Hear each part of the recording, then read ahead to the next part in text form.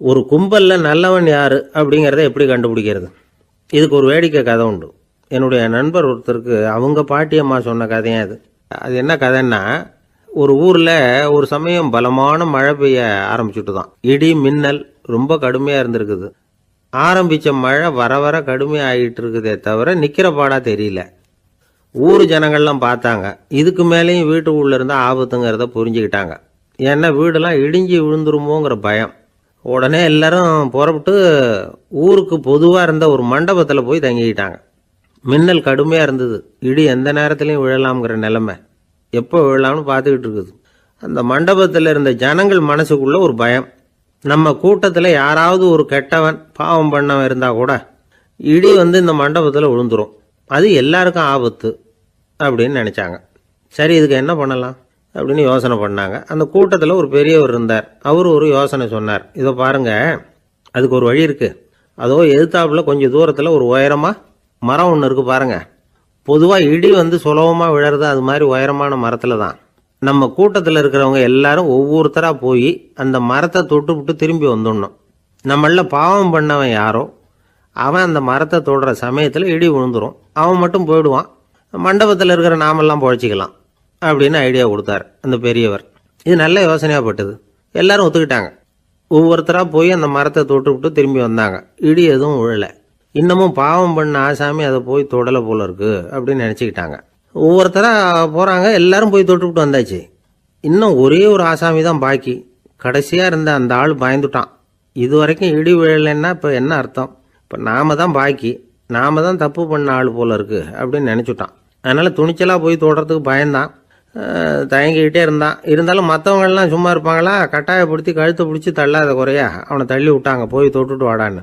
அவன் நடுங்கிட்டே போய் அந்த மரத்தை தொட்டான். அதே வினாடி ஒரு பயங்கரமான மின்னல் இடி விழுந்துட்டுது. எங்கே விழுந்தது தெரியுமா? அந்த ஆள் மேலே இல்லை, மண்டபத்தில் விழுந்தது. மண்டபத்தில் இருந்தவங்க பூரா காலி. அந்த ஒரு ஆள் மட்டும் பொழைச்சிக்கிட்டான். இந்த ஒரு ஆளை காப்பாற்றுறதுக்காக தான் இடி மண்டபத்தில் விழாமல் இருந்திருக்குது. இதுதான் கதை. அதனால் நல்லவங்க எப்படியும் தப்பிச்சுக்குவாங்க அப்படிங்கிறது ஒரு நீதி. ஒருத்தன் அப்படி தான் தெருவில் நடந்து போய்கிட்டு இருந்தான். ரொம்ப நல்லவன். எதிரில் ஒருத்தன் சைக்கிளில் வந்துக்கிட்டு இருந்தான். அதில் மோதி இவன் கீழே விழுந்துட்டான்.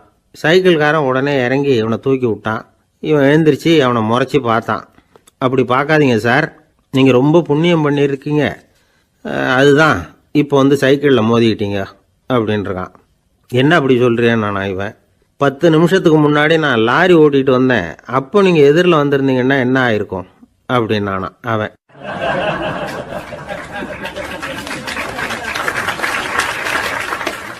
ஒரு பெரிய அரசன் இந்த உலகம் பூராவையும் ஆண்டுகிட்டு இருந்தான். ரொம்ப காலம் அப்படி அரசாட்சி பண்ணிக்கிட்டு இருந்தான். திடீர்னு அவனுக்கும் சில எதிரிகள் முளைச்சாங்க. அவங்கெல்லாம் ஒன்று சேர்ந்து இவனை தோற்கடிச்சுட்டாங்க. தோற்று போனதும் இவனுக்கு பயம் வந்துட்டுது. எங்கே எதிரிகள் நம்ம கொண்டுடுவாங்களோ அப்படின்னு. வெளியில் வந்தால் தனக்கு ஆபத்துன்னு பயந்துக்கிட்டு யாருக்கும் தெரியாமல் ஒரு குகைக்குள்ளே போய் பதுங்கி கிடக்கிறான். நிலைமையை பாருங்கள். முதல் நாள் அரண்மனையில் அதிகாரம் பண்ணிக்கிட்டு இருந்தவன் மறுநாள் குகையில் பயந்து போய் பதுங்கி கிடக்கிறான். ராத்திரி நேரம் வந்தது. பசி வயத்தை கிள்ளுது. பிச்சை எடுத்து சாப்பிட வேண்டிய நிலைமை. பிச்சை எடுக்கிறதுக்கு பாத்திரம் வேணுமே, என்ன பண்ணுறது அப்படின்னு அங்கேயும் இங்கேயும் பார்க்குறான். ஒரு மூலையில் யாரோ விட்டுட்டு போன ஒரு ஓடு கிடக்குது. அதை எடுத்துக்கிட்டு புறப்பட்டான். இருட்டில் வழி புரியல. ஏதோ ஒரு யூகத்தில் காலை மெதுவாக எடுத்து வச்சு நடந்து போய்கிட்டு இருக்கிறான். வழியில் ஒரு கருப்பு நாய் படுத்து கிடந்தது. இருட்டில் அவன் இது கண்ணுக்கு சரியாக தெரியல. அவனுக்கு தவறி போய் காலை வச்சுட்டான். அது மேலே நாய் சும்மா இருக்குமா, வள்ளுன்னு விழுந்து கடிச்சு விட்டுது. காலை பார்க்குறான். காலத்தையும் நினச்சி பார்க்குறான். அரண்மனையில் வீரக்கழல் அணிந்த காலை உடைய மன்னா அப்படின்னு புகழ்வாங்களே புலவர்கள்லாம். ஆனால் அது இன்னைக்கு நாய் கடித்த காலம் ஆயிட்டுதே அப்படின்னு நினைக்கிறான். அது மட்டும் இல்லை, முன்னாடியெல்லாம் பொற்கிண்ணங்களில் தான் அவன் சாப்பிடுவான். ஆனால் இப்போது உடஞ்சி போன ஓட்டு, அது ஓட்டை கையில் வச்சுக்கிட்டு நிற்கிறான். அதில் யாராவது சாப்பாடு போடுவாங்களான்னு. முன்னாடியெல்லாம் நிறைய பேர் அரண்மனைக்கு வருவாங்க. அரசருக்கு காணிக்கைன்னு சொல்லி இவன் காலடியில் கொண்டாந்து கொட்டுவாங்க. அப்போல்லாம் இவன் அந்த ஜனங்களுடைய முகத்தை திரும்பி கூட பார்க்கறதில்ல. ரொம்ப கர்வமாக உட்காந்துருப்பான். அதே ஆள் இன்றைக்கி எல்லார் கண்ணுலேயும் படுறது மாதிரி பிச்சை எடுத்துக்கிட்டு இருக்கிறான். அப்போலாம் காணிக்கைகளை தன்னுடைய கையால் வாங்கிறது தனக்கு கௌரவ குறைச்சல்னு நினச்சி தன்னுடைய வேலைக்காரங்களை விட்டு தான் அதை வாங்க சொல்லுவான். இப்போ பார்த்தீங்கன்னா அவனே தன் கையாலேயே பிச்சை வாங்குறான். நினச்சி பாருங்க, அந்த மனுஷன் நாள் அரசன், மறுநாள் பிச்சைக்காரன். எவ்வளோ வித்தியாசம்! செல்வம் தான் இப்படி ஒரு வித்தியாசம் ஏற்படுறதுக்கு காரணம். அப்படிப்பட்ட செல்வம் வாழ்க்கையை நடத்துறதுக்கு நமக்கு தேவைதான். ஆனால் அதையே நாம் அடைய வேண்டிய பயனாக நினைக்கிறோம் பாருங்க, அதுதான் வேடிக்கை. இதை நம்மாழ்வார் அழகாக ஒரு பாசுரத்தில் சொல்கிறார். ஒரு நாயகமாய் ஓட உலகுடன் ஆண்டவர், கருணாய் கவர்ந்த காலர், சிதைகிய பானையர், பெருநாடு காண இம்மையிலே பிச்சைதாம் கொள்வர், திருநாரணன் தாழ் காலம் பெற சிந்தித்து உய்மினோ அப்படிங்கிறார் நம்மாழ்வார். ஒரு பெரிய பணக்காரர் ஒரு துறவிகிட்ட போய், சாமி என்கிட்ட நிறைய பணம் இருக்குது, இருந்தாலும் நிம்மதி இல்லை, என்னால் நிம்மதியாக இருக்க முடியல, என்ன காரணம்னு கேட்டாராம். உடனே அந்த துறவி இதுக்கு நேரடியாக பதில் சொல்லாமல் பக்கத்தில் நின்றுக்கிட்டு இருந்த ஒரு குழந்தைய கூப்பிட்டார். அது ஓடியாந்தது. ஒரு ஆப்பிள் பழத்தை எடுத்து அது கையில் கொடுத்தார். அதை வாங்கிக்கிட்டு குழந்தை சிரிச்சுது. இன்னொரு பழத்தை எடுத்து கொடுத்தார். அதை இன்னொரு கையில் வாங்கிட்டு சிரிச்சுது. மூணாவது ஆப்பிள் எடுத்து கொடுத்தார். 2 பழத்தையும் நெஞ்சில் அணைச்சிக்கிட்டு 3வது பழத்தையும் வாங்கிறதுக்கு முயற்சி பண்ணிச்சு. ஆனால் அது உடனே நழுவி கீழே விழுந்து உருண்டு ஓடிச்சு. ஏற்கனவே இருந்ததும் விழுந்துட்டுது. இப்போ அந்த குழந்தை அழ ஆரம்பிச்சுட்டுது. இப்போ அந்த துறவி பணக்காரர்கிட்ட சொன்னாராம், குழந்தைய கவனிச்சியா, 2 ஆப்பிள் போதும்னு அது நினச்சிருந்தா இப்போ அது அழ வேண்டிய அவசியம் வந்திருக்குமா அப்படின்னாராம். எதுவுமே அளவுக்கு மிஞ்சினா துன்பந்தான். இந்த காலத்தில் இதெல்லாம் யார் காதில் வாங்குறாங்க? ஒருத்தனை நல்ல வழிக்கு கொண்டு வரணும்னு நினச்சி அவனை கூப்பிட்டு உட்கார வச்சு இந்த கதையை சொல்லிகிட்டு இருந்தாங்க. சொல்லிவிட்டு அந்த குழந்தை செஞ்சது தப்பு தானே அப்படின்னு கேட்டிருக்கிறாங்க. ஆமாம், தப்பு தான், நானாக இருந்தால் அப்படி செஞ்சுருக்க மாட்டேன் நானா இவன். 2 பழமே போதும்னு சொல்லியிருப்பியா அப்படின்னு கேட்டிருக்காங்க. அப்படி இல்லைங்க, அவர் கொடுக்க கொடுக்க ஒவ்வொரு பழமாக வாங்கி பின்னாடி வச்சுட்டு மறுபடியும் கையை நீட்டுவேன் அப்படிங்கிறானா. இவெல்லாம் எந்த காலத்தில் திருந்துறது?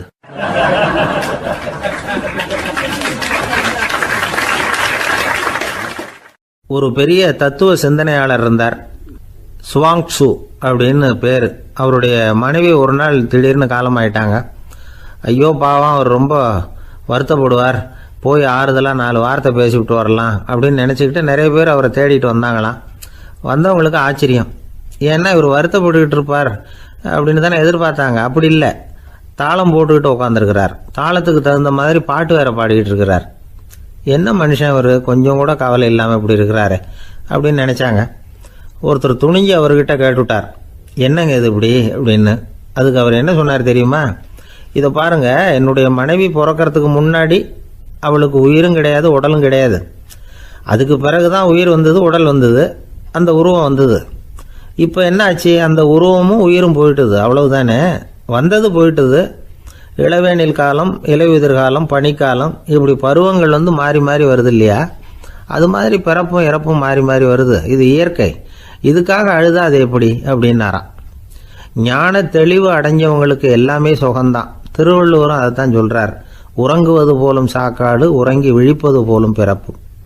தூங்குறதுக்கெல்லாம் நாம் வருத்தப்பட்டுக்கிட்ட இருக்கிறோமா? இன்னைக்கு தூங்க வேண்டியிருக்குதே, இன்னும் கொஞ்சம் நேரத்தில் நான் தூங்க வேண்டியிருக்கு அப்படின்னு சொல்லி யாராவது அழுதுகிட்டு இருப்பாங்களா? அதனால் இந்த உலக வாழ்க்கையினுடைய இயல்பை யதார்த்தத்தை நாம் தெளிவாக புரிஞ்சுக்கணும். அப்படி புரிஞ்சுக்கிட்டால் நாம் கவலை இல்லாமல் வாழ முடியும். ஒரு வயசான தாத்தா பாட்டி 60 வருஷத்துக்கு முன்னாடி அவங்களுக்கு கல்யாணம் ஆச்சு. ஒன்றாவே வாழ்ந்தாங்க, ஒன்றாவே இறந்து போனாங்க. இப்போ அவங்க 2 பேரும் சொர்க்கத்துக்கு போய் சேர்ந்தாங்க. அங்கே எல்லா வசதியும் இருந்தது. ஒரு பெரிய பங்களாவே இவங்களுக்கு ஒதுக்கி கொடுத்தாங்களாம். இதுக்கு எவ்வளவு வாடகைன்னு கேட்டார் தாத்தா. வாடகையெல்லாம் கிடையாது, இலவசம் அப்படின்னார் அங்கே இருந்தவர். அந்த வீட்டுக்கு பின்னாடி ஒரு பெரிய புல்வெளி இருந்தது. இதில் விளையாட ஏதாவது கட்டணம் உண்டான்னு கேட்டிருக்கார் தாத்தா. அதெல்லாம் ஒன்றும் கிடையாது, பணம்லாம் கட்ட வேண்டியதில்லை அப்படின்னார் அவர். பக்கத்தில் ஹோட்டல் மாதிரி ஒரு பெரிய கட்டடம், உள்ள சாப்பாட்டு மேஜைகள், அது மேலே விதவிதமான பலகாரங்கள். சாப்பாட்டுக்கெல்லாம் எவ்வளவு அப்படின்னு விசாரிச்சாராம் தாத்தா. அதுதான் சொன்னேனே, இங்கே எல்லாமே இலவசம்தான், எது வேணும்னாலும் சாப்பிட்லாம், எவ்வளவு வேணும்னாலும் சாப்பிட்லாம் அப்படின்னாராம். நீங்கள் சொல்கிறீங்க அப்படி, ஆனால் நான் சர்க்கரை சேர்த்துக்கக்கூடாது, உப்பு சேர்த்துக்கக்கூடாது, பாட்டி கையால் எப்பவும் பத்திய சாப்பாடு தான் அப்படின்னாராம் தாத்தா. இதை பாருங்கள், இங்கே உங்களுக்கு அந்த கவலையும் வேண்டியதில்லை. இங்கே நீங்கள் ஸ்வீட்டு சாப்பிட்லாம், காரம் சாப்பிட்லாம், உங்களுக்கு எந்த நோயும் வராது அப்படின்னாராம் அங்கே சொர்க்கத்தில் இருந்தவர். இதை கேட்ட உடனே அந்த தாத்தா பக்கத்தில் நின்ன பாட்டியை பார்த்து கத்தினாராம், அடி பாவி, எல்லாத்தையும் கெடுத்துட்டியே, நீ எனக்கு பத்திய சாப்பாடு போடாமல் கண்டதை திங்க விட்டுருந்தா 10 வருஷத்துக்கு முன்னாடியே நான் இங்கே வந்து சேர்ந்துருப்பேனே அப்படின்னாராம்.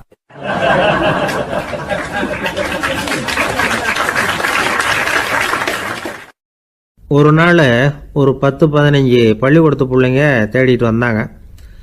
உங்களை பார்த்துட்டு தான் போகணும், அதுக்காக தான் வந்திருக்கோம்னாங்க. என்ன விஷயம்னு கேட்டோம். நாங்கள்லாம் கூடி ஒரு முடிவு பண்ணியிருக்கிறோம், அதை உங்ககிட்ட சொல்லணும் அப்படின்னாங்க. அதுவும் ஒரு வாண்டு பையன் அதை சொன்னான். என்ன முடிவு அது அப்படின்னு கேட்டோம் ரொம்ப ஆர்வமாக. அதை இப்போ சொல்ல மாட்டோம், எங்களுக்கு பிடிக்கிற மாதிரி ஏதாவது ஒரு தகவல் சொன்னால் அதுக்கப்புறம் நாங்கள் அதை சொல்கிறோம் அப்படின்னா அந்த வாண்டு பையன். சரி, சின்ன பையன்கிட்ட இன்றைக்கி வசமாக மாட்டிக்கிட்டோம் அப்படின்னு நினச்சிக்கிட்டு அவங்களுக்கு தகுந்த மாதிரி ஒரு கதை சொல்ல ஆரம்பித்தோம். அது என்ன கதைன்னா, ஒரு பெரிய காடு, அதில் பலவிதமான மிருகங்கள். அந்த காட்டுக்கு ஒரு சிங்கம் தான் ராஜா. எப்பவும் காட்டுக்கு அது தானே ராஜா. ஒரு பெரிய யானைக்கு இது பொறுக்கலை. என்ன இது, எப்போ பார்த்தாலும் இங்கே சிங்கத்துக்கே ராஜா பதவி கிடைக்குது, நான்லாம் எவ்வளவு பலசாலியாக இருக்கிறேன், அப்படி இருந்தும் எனக்கு அந்த பதவி கிடைக்கலையே அப்படின்னு தனக்குள்ளே பொறுமிக்கிட்டே இருந்தது. ராஜா பதவியை நினச்சி ரொம்ப ஏக்கம், அதுக்கு பதவி மோகம். இந்த சமயம் பார்த்து ஒரு குள்ள நரி கூட்டம் அதை தேடிட்டு வந்தது. ஐயா பெரியவங்களே, நீங்கள் இந்த காட்டுக்கு ராஜாவாக இருக்க ஆசைப்படுறீங்க, அதில் ஒன்றும் தப்பு இல்லை. ஆனால் அதுக்கு முன்னாடி நீங்கள் எங்கள் கூட்டத்துக்கு கொஞ்ச நாள் தலைவராக இருங்க, அதாவது ராஜாவாக இருங்களேன், உங்களுக்கும் ஒரு ட்ரைனிங் கிடைச்சது மாதிரி இருக்கும் அப்படின்னு சொல்லியிருக்குது இந்த கூட்டம், குள்ள நரி கூட்டம். இதை கேட்ட உடனே யானைக்கு ரொம்ப சந்தோஷம் தாங்கலை. அதுதான் எப்போன்னு பதவிக்காக காத்துக்கிட்டு இருக்குதே. இருந்தாலும் கொஞ்சம் பிகுவோட, சரி நீங்கள்லாம் இவ்வளோ தூரம் என்னை தேடிட்டு வந்து கேட்கறதுனால மறுக்க முடியல அப்படின்னு ரொம்ப ஏதோ அவளுக்கு சிரமப்பட்டு ஒத்துக்கிறது மாதிரி ஒத்துக்கிட்டது. ஏதோ உங்கள் ஆசைக்கு கட்டுப்படுறேன், கொஞ்ச நாள் உங்கள் கூட்டத்துக்கு ராஜாவாக இருக்கிறதுக்கு சம்மதிக்கிறேன் அப்படின்னுது. உடனே அந்த யானை ராஜ நட போட ஆரம்பிச்சிட்டுது. யானை சாதாரணமாக நடந்தாவே எப்படி இருக்குங்கிறது நமக்கு தெரியும். அதுவே ராஜ நட நடந்தால் எப்படி இருக்கும் கற்பனை பண்ணி பாருங்கள். யானை முன்னாடி கம்பீரமாக போய்கிட்டு இருக்குது, தலைவர் இல்லையா, அதனால் குள்ள நரிகள்லாம் ரொம்ப அடக்கமாக அது பின்னாடி அணிவகுத்து போயிட்டு இருக்குது. ராஜா வாழ்க, மன்னர் வாழ்க அப்படின்னு கோஷம் வேற. யானைக்கு தலைகால புரியல, அவ்வளவு சந்தோஷம். அந்த யானைக்கு செருக்கு, ஆணவம் எல்லாம் ஏற்பட்டு போச்சு. அதுக்கப்புறம் அது தரையை பார்க்குமா, நிமிர்ந்து நடக்க ஆரம்பிச்சுட்டுது. தரையை பார்க்குறதே இல்லை. அப்படி போயிட்டுருக்கிறப்போ ஒரு சதுப்பு நிலத்தில் திடீர்னு காலை வச்சுட்டுது. அவ்வளோதான், கால் உள்ளே போட்டுது. இன்னொரு காலை எடுத்து வச்சுது, அதுவும் உள்ளே போட்டுது. அந்த 2 காலையும் எடுக்கிறதுக்காக அடுத்த 2 காலையும் அழுத்திச்சு, அதுவும் உள்ளே போக ஆரம்பிச்சுட்டுது. இப்போ 4 காலம் வசமாக சேத்துல அழுந்தி போச்சு, எடுக்க முடியல. குள்ள நரிகள்லாம் அதை சுற்றி சுற்றி வந்தது. சிலது சுற்றி நின்று டான்ஸ் ஆட ஆரம்பிச்சுட்டுது யானையை பார்த்துட்டு. இதை யானை பார்த்தது. என்ன இது, தலைவர் நான் தவிச்சிக்கிட்டு இருக்கிறேன், தொண்டர்கள்லாம் சுற்றி நின்று வேடிக்கை பார்த்துக்கிட்டு இருக்கிறீங்க, டான்ஸ் ஆடுறீங்க அப்படின்னு கேட்டுதான். தொண்டர்களே, தலைவர் நான் தவிச்சிக்கிட்டு இருக்கிறது உங்களுக்கு தெரியலையா? இப்போ உடனே உங்கள் தலைவரை காப்பாற்ற வேண்டியது உங்கள் கடமை இல்லையா அப்படின்னு கத்துச்சான் அந்த யானை. குள்ள நரிகளில் ஒன்று முன்னாடி நின்று அந்த யானையை பார்த்து தான், தலைவரே, எங்களுக்கு ரொம்ப நாளாக ஒரு ஆசை, அந்த ஆசையை நிறைவேற்றிக்கிறதுக்காக தான் உங்களை எங்கள் தலைவராக ஏற்றுக்கிறோம்னு சொன்னோம் அப்படின்னு தான். என்ன ஆசைன்னு கேட்டிருக்கு யானை. யானை கறி சாப்பிட்டு பார்க்கணுங்கிறது எங்களுக்கு ரொம்ப நாளாக ஆசை, அது இன்றைக்கி தான் நிறைவேற போகுது அப்படின்னு தான் அந்த நரி. இதை கேட்ட உடனே அந்த யானை அப்படியே மூர்ச்சி ஆகிட்டு தான். நரிகள்லாம் அது மேலே ஏறி குதற ஆரம்பிச்சுட்டு தான். பதவி மேலே இருந்த பேராசை அந்த பலசாலியான யானையையே மாட்டி விட்டுட்டுது பார்த்தீங்களா அப்படின்னு சொல்லி முடித்தோம் இந்த கதையை அந்த சின்ன பிள்ளைங்கக்கிட்ட. சரிங்க, இப்போ நாங்கள் உங்களை தேடி வந்த விஷயம் என்னங்கிறத சொல்லவா அப்படின்னா ஒரு வாண்டு பையன். சீக்கிரம் சொல்லு தம்பி, சஸ்பென்ஸ் தாங்கலை அப்படின்னோம். அவன் மெதுவாக எங்களை பார்த்து சொல்கிறான், எங்களுக்கு கொஞ்ச நாள் நீங்கள் தலைவராக இருந்தால் தேவலை அப்படின்னா.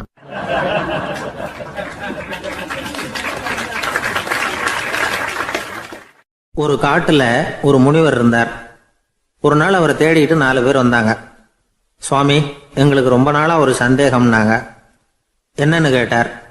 இந்த உலகத்தில் எவ்வளவோ காரியங்கள் நடக்குது, எது நியாயம் எது அநியாயம் அப்படின்னு புரிஞ்சிக்க முடியலன்னாங்க.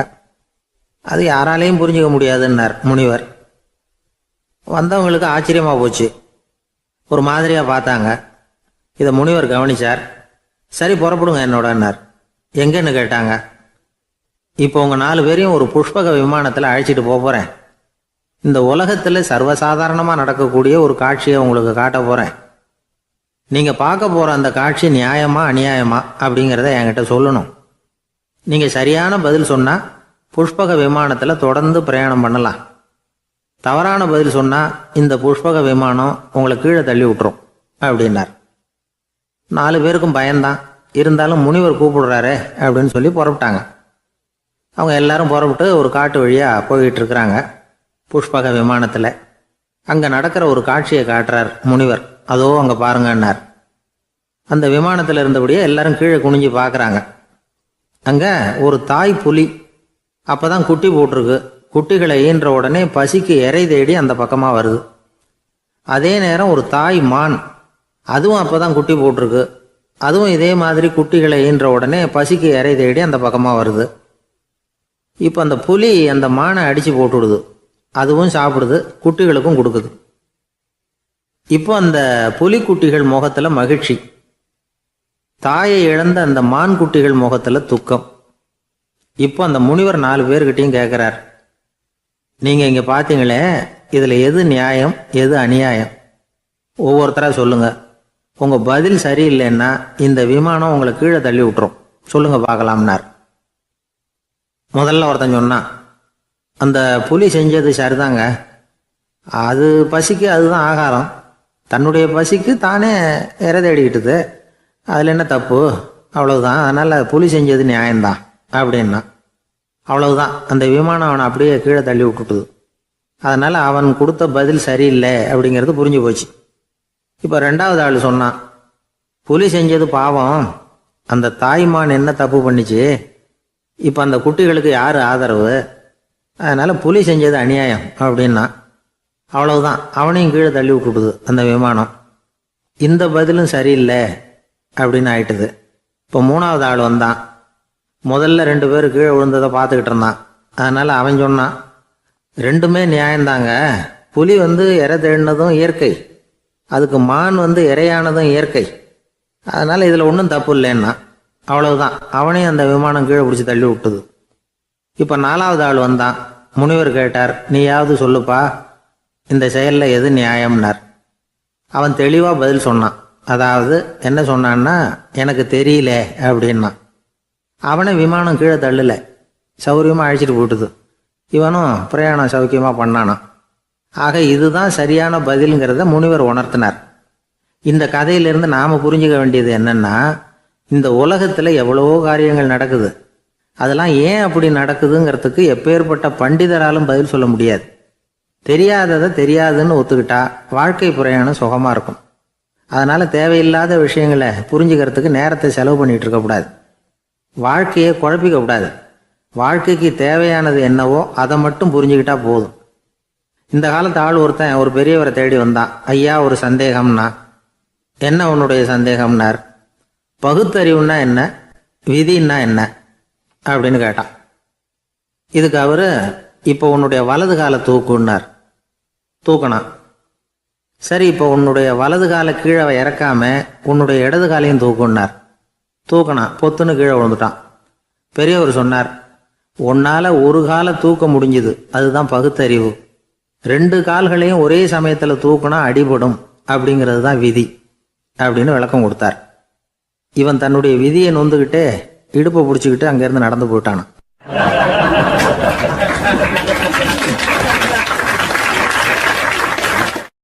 ஒரு ஊரில் ஒரு கோயில் இருந்தது. ரொம்ப பழைய கோயில். உள்ளே போகிறதுக்கே பயமாக இருக்கும்.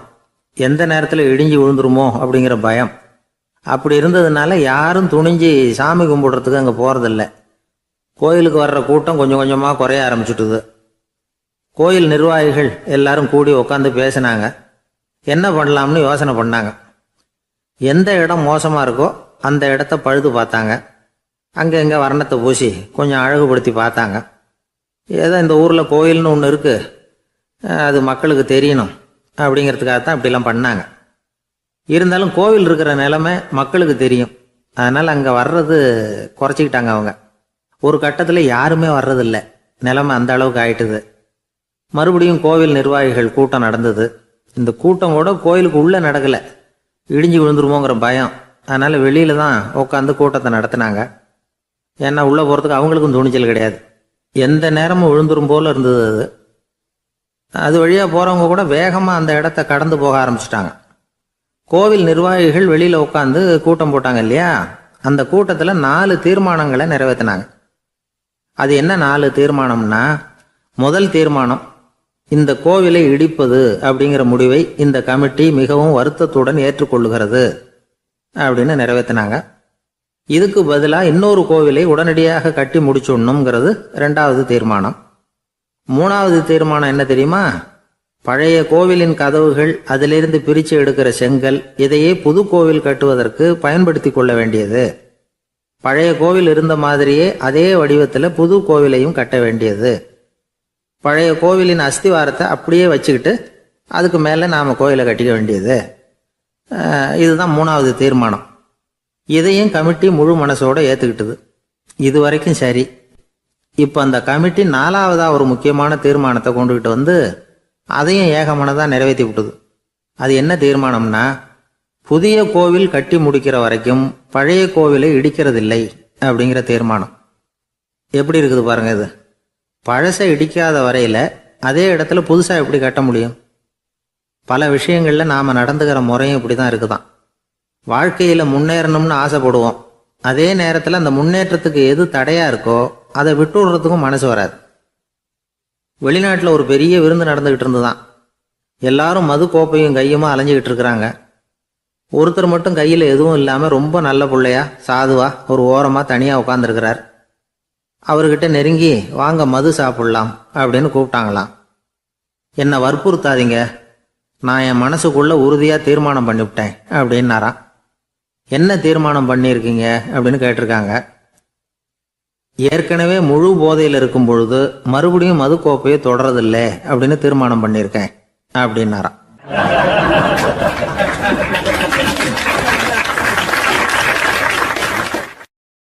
ஒரு ஊரில் ஒரு பெரியவர் இருந்தார். ஒரு நாள் அவரை தேடி ஒருத்தர் வந்தார். ஐயா, நான் கடவுளை பரிபூர்ணமாக நம்புகிறேன் அப்படின்னார். சரி, அந்த நம்பிக்கை உனக்கு எப்படி வந்ததுன்னு கேட்டார் இவர். அவர் சொல்ல ஆரம்பித்தார். ஐயா, எனக்கு கல்யாணம் ஆகி 10 வருஷம் ஆச்சு. ஆனாலும் குழந்தை பாக்கியம் இல்லை. அதுக்கு என்ன காரணமாக இருக்கும்னு நான் யோசனை பண்ணிகிட்டு இருந்தப்போ நண்பர் ஒருத்தர் ஒரு ஆலோசனை சொன்னார். உனக்கு மதப்பற்று இல்லை, எந்த கடவுளையுமே நம்ப மாட்டேங்கிற, அதுதான் காரணம். கடவுளை நம்பு, உனக்கு குழந்தை பாக்கியம் கிடைக்கும் அப்படின்னார். அவர் அப்படி சொன்னாரே தவிர எனக்கு சந்தேகம்தான். இருந்தாலும் அவர் சொன்னபடியும் நடந்து தான் பார்ப்போமே அப்படின்னு முடிவு பண்ணேன். கடவுளை நம்ப ஆரம்பித்தேன். அந்த வருஷமே அழகான ஆண் குழந்தை பிறந்தது. எல்லாம் இறைவன் அருள் அப்படின்னார். இவர் இப்படி சொன்னதை கேட்டதும் அந்த பெரியவர் சொன்னார், நீ சொல்கிறதெல்லாம் சரிதான். இருந்தாலும் இந்த காலத்தில் எந்த ஒரு காரியமாக இருந்தாலும் அதை சோதனை செஞ்சு பார்த்துட்டு தான் ஒரு முடிவுக்கு வந்து சேர முடியும். அறிவுபூர்வமான முடிவு அதுவாக தான் இருக்கும். அறிவியல் சோதனைகள் அப்படித்தான். ஒரு குறிப்பிட்ட விஷயத்தை பற்றி எத்தனை தடவை சோதனை பண்ணாலும் ஒரே முடிவு தான் கிடைக்கணும். அதுதான் சரியாக இருக்கும். அதனால் இப்போ மறுபடியும் ஒரு சோதனைன்னார். என்ன செய்யணும் அப்படின்னு கேட்டார் இவர். கடவுள்கிட்ட ஒரு பெண் குழந்தை வேணும்னு கேளு. முதல்ல ஆண் குழந்தையை கொடுத்தது மாதிரியே இப்போ ஒரு பெண் குழந்தையையும் கொடுக்குறாரா பார்க்கலாம் அப்படின்னார். சரின்னு சொல்லி இவர் அதே மாதிரி முயற்சி பண்ணினார். அதுக்கப்புறம் அவர் இந்த பெரியவர்கிட்ட வரவே இல்லை. கொஞ்ச காலம் கழித்து இவரே அவரை தேடிக்கிட்டு போய் கதவை தட்டினார். அவர் கதவை திறந்தார். என்ன ஆச்சு, கடவுள் கண் திறந்தாரா அப்படின்னு கேட்டார். அவர், அந்த சமாச்சாரம்லாம் நமக்கு வேணாம் சார். முதல் தடவை அது ஏதோ தற்செயலாக ஏற்பட்ட ஒரு சாதகம். இப்போ நீங்கள் 2வது தடவை சொன்ன பிறகு தினமும் கடவுளை வேண்டிக்கிட்டு தான் இருக்கிறேன், ஒன்றும் நடக்கலை அப்படின்னார் ரொம்ப விரக்தியா. ஒரே ஒரு தோல்வியில் உங்கள் நம்பிக்கையெல்லாம் பறந்து போயிடுது பார்த்தீங்களா அப்படின்னார் அந்த பெரியவர். எல்லாம் நல்ல விதமாக நடக்கிற வரைக்கும் நம்பிக்கை, எதிர்பார்த்தது தோல்வியில் முடிஞ்சுட்டுதுன்னா அவநம்பிக்கை. மற்றவர்கள் பேரில் வைக்கிற நம்பிக்கை எந்த நேரத்திலையும் விவகாரமாகி விடக்கூடிய சாத்தியம் உண்டு. நாம் நம்பிக்கை வைக்க வேண்டியது நம்ம கிட்ட தான். நமக்குள்ளே இருக்கிறார் கடவுள். எனவே நம்ம பேரில் நாம் வைக்கிற நம்பிக்கை தான் உண்மையான கடவுள் பக்தி. நிபந்தனையற்ற நம்பிக்கையாக அது இருக்கணும். எல்லாம் நல்லபடியாக நடந்துக்கிட்டு இருந்தால் எந்த முட்டாளுக்கும் நம்பிக்கை வரத்தான் செய்யும் அப்படிங்கிறது ஒரு பெரியவர் கருத்து. தியானத்தின் மூலமாக தான் உனக்குள்ள ஆழமாக தோண்டுனா உன்னுடைய அடி ஆழத்தில் நம்பிக்கை வந்து அப்படி ஊற்றெடுக்கும், அதை பார்க்க முடியும் அப்படிங்கிறது பெரியவர்கள் சிந்தனை. ஒரு குழந்தை அப்பாவை பார்த்து என்னப்பா பண்ணுறேன்னு கேட்டுதான். பிரார்த்தனை பண்ணிட்டு இருக்கிறேன்னாரான் அப்பா. பிரார்த்தனை பண்ணுனா என்ன கிடைக்கும் அப்படின்னு கேட்டுதான் குழந்தை. எல்லாம் கிடைக்கும் அப்படின்னாரான் அப்பா. நீ வச்சிருக்கிறிய பேனா அது கூட கிடைக்குமான்னு கேட்டுதான் குழந்தை. கிடைக்குமேன்னு இருக்கார். அப்படின்னா அந்த பேனாவை என்கிட்ட கொடுத்துரு, நீ பிரார்த்தனை பண்ணி வேற பேனா வாங்கிக்கோ அப்படின்னு தான் அந்த குழந்தை.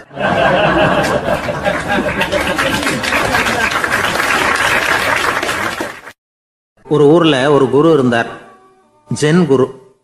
அவரை தேடிட்டு ஒரு மன்னர் வந்தார். வந்தவர் ஜப்பான் மன்னர். தோட்டக்கலையை பற்றி தெரிஞ்சுட்டு போகிறதுக்காக அவர் வந்தார்.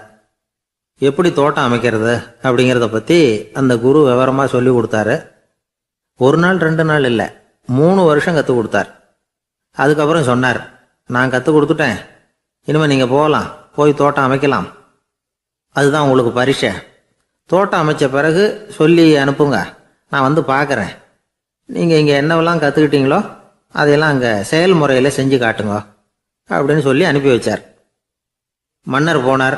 அரண்மனைக்கு பக்கத்திலேயே ஒரு பெரிய தோட்டத்தை உண்டு பண்ணினார். அழகான மரங்களையும் செடிகளையும் உருவாக்கினார். கிட்டத்தட்ட 1000 தோட்டக்காரர்களை பயன்படுத்தி 3 வருஷங்கள் முயற்சி பண்ணி அந்த அழகான தோட்டத்தை உருவாக்கினார். குருகிட்ட இருந்து செய்தி வந்தது, நாளைக்கு வந்து தோட்டத்தை பார்க்குறேன் அப்படின்னு. மன்னர் உடனே சுறுசுறுப்பாயிட்டார். முதல் நாளே தோட்டத்தை சுத்தப்படுத்தினார். ராத்திரி பூரா யாரும் தூங்கலை. எல்லாருக்கும் தோட்டத்தை ஒழுங்குபடுத்துகிற வேலை. அது அந்தந்த இடத்துல ஒழுங்காக இருக்குதா அப்படின்னு சரி பார்த்தாங்க. ஒரு தவறும் இல்லாத வகையில் அதை ஒழுங்குபடுத்தினாங்க. மறுநாள் குரு வந்தார், தோட்டத்தை பார்த்தார். அவருக்கு கோபம் வந்துட்டுது. மன்னருக்கு ஆச்சரியம், எப்பவும் சிரிச்சுக்கிட்டே இருக்கிறவர் இப்போ எப்படி இருக்கிறாரே அப்படின்னு. மெதுவாக குருக்கிட்ட போய் எல்லாம் சரியாக தானே இருக்குது அப்படின்னார். எல்லாம் சரிதான், ஆனாலும் எங்கே அந்த பொன்னிற காற்று அப்படின்னார். உதிர்ந்த இலைகள், பொன் மஞ்சள் நிற இலைகள் காற்றில் அப்படி புரண்டு ஓடுவதை நான் பார்க்க முடியவில்லையே அப்படின்னாராம். அது இல்லாமல் இந்த தோட்டம் உயிரோட்டம் உள்ளதாக இருக்காது, இதில் பாடல் இல்லை, ஆடல் இல்லை, அதெல்லாம் இல்லாமல் இந்த தோட்டம் ரொம்பவும் செயற்கையாக தெரியுதேன்னாராம். மன்னர் இப்போதான் யோசனை பண்ணார். கீழே கிடந்த காஞ்சி போன இலைகள் மட்டும் இல்லை, மரத்தில் இருந்த காஞ்சி போன இலைகளையும் அப்புறப்படுத்தி சுத்தமாக வச்சிருக்கிறார். இறப்பும் வாழ்க்கையினுடைய ஒரு பகுதி தான். மரணம்ங்கிறது வாழ்க்கைக்கு எதிரானது அல்ல, அதை நிரப்பும் ஒரு பகுதி தான் அது. மரணம் இல்லையில் வாழ்க்கையே இல்லை அப்படிங்கிறது பெரியவங்க கருத்து. இப்போ அந்த தோட்டம் அழகாக தான் இருக்குது, இருந்தாலும் அது ஒரு ஓவியம் மாதிரி உயிர் இல்லாமல் இருக்கு. குரு ஒரு வாளியை கையில் எடுத்துக்கிட்டார். தோட்டத்தை விட்டு வெளியில் போனார். ஏற்கனவே வீசி எறிந்த அந்த சருகுகளை எல்லாம் அள்ளி கொண்டுகிட்டு வந்தார். உள்ள எல்லா இடங்கள்லையும் அதை வீசினார். உடனே காற்று அந்த காய்ந்த சருகுகளையும் பழுத்த இலைகளையும் அசைக்க ஆரம்பிச்சுட்டுது. இப்போ அங்கே சலசல சத்தம், சங்கீதம், இலைகளின் நடனம், ஓவியம் மாதிரி இருந்த அந்த தோட்டத்துக்கு இப்போ உயிர் வந்துட்டுது. இதுதான் அந்த பொன்னான காற்று அப்படின்னாராம் குரு. மன்னருக்கு புரிஞ்சுது. மிகப்பெரிய ஜென் கேள்வி ஒன்று உண்டு. உம்மான் அப்படிங்கிற ஒரு பெரிய குருவை பார்த்து துறவி ஒருத்தர் கேட்டாராம், இலைகள் எல்லாம் கீழே விழுந்து மரங்கள் மொட்டையாக இருக்கும் பொழுது என்ன நடக்கும்? இதுதான் கேள்வி. இதுக்கு உம்மான் சொன்ன பதில் பொன்னான காற்று, தி கோல்டன் விண்ட் அப்படின்னாராம். இதுக்கு என்ன விளக்கம்னா, உன்னுடைய எண்ணங்கள் எல்லாம் உன்னுடைய மனசிலிருந்து கீழே விழுந்து உனது உள்ளுணர்வானது மொட்டையாக நிற்கும் நிலைதான் அது. உனது வேர்களின் அருகில் காற்று வீசுகிறது. எல்லா எண்ணங்களும் உன்னிலிருந்து வெகு தூரத்துக்கு புரண்டு கொண்டே சென்று விடுகிறது. நீ அவற்றை கடந்து விட்டால் நீ அவைகளுக்கெல்லாம் மேலெழுந்து கீழே பார்ப்பவனைப் போல நிற்க ஆரம்பித்து விடுவாய். அதுதான் தியானம் என்பது அப்படின்னு சொல்றாங்க. தியானம்ங்கிறது எண்ணத்துக்கு எதிரானது இல்லை. தியானம்ங்கிறது எண்ணங்களை கடந்து செல்வது தான். அதுக்கப்புறம் நாம பொன்னிற காற்றுல ஆட ஆரம்பிச்சிருவோம். இதுதான் பெரியவர்கள் சொல்றது. என்கிட்ட ஒருத்தர் தோட்டம் அமைக்கணும்னு யோசனை கேட்டு வந்தார். எல்லாம் சொல்லி கொடுத்தேன்.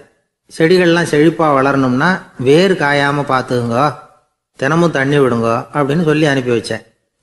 1 மாதம் கழிச்சு ஒரு தோட்டத்தை பார்க்கறதுக்காக போனேன். போய் பார்த்தா எல்லா செடியும் வாடி கிடக்குது. என்னங்க இப்படி பண்ணிவிட்டீங்கன்னு. நீங்கள் சொன்னபடி தான் செஞ்சேன்னார். என்ன செஞ்சீங்கன்னு கேட்டேன்.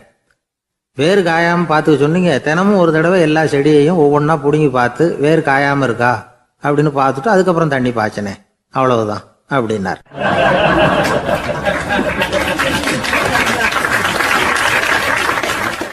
ஒரு வயசான பாட்டியும் தாத்தாவும் ஒரு பூங்காவில் உட்காந்து பேசிக்கிட்டு இருக்கிறாங்க. அவங்களுக்கு கல்யாணம் ஆகி 53 வருஷம் ஆச்சு. பிள்ளைங்கள்லாம் படித்து பெரிய பெரிய வேலையில் இருக்கிறாங்க. பேரன் பேத்திகளும் நல்ல நிலைமையில் இருக்கிறாங்க. இந்த தாத்தாவும் பாட்டியும் சிரித்து பேசிக்கிட்டு இருந்ததை ஒரு பெரியவர் பார்த்தார். அவருக்கு ஆச்சரியமாக இருந்தது. இந்த வயசுலேயும் இவ்வளவு அந்யோன்யமாக இவங்க பேசிக்கிட்டு இருக்கிறாங்களே அப்படின்னு நினச்சார். சரி, நேரிலேயே கேட்டுருவோமே அப்படின்னு நினச்சிக்கிட்டு கிட்ட போனார். உங்கள் மன வாழ்க்கையின் வெற்றிக்கான ரகசியம் என்ன அப்படின்னு கேட்டார்.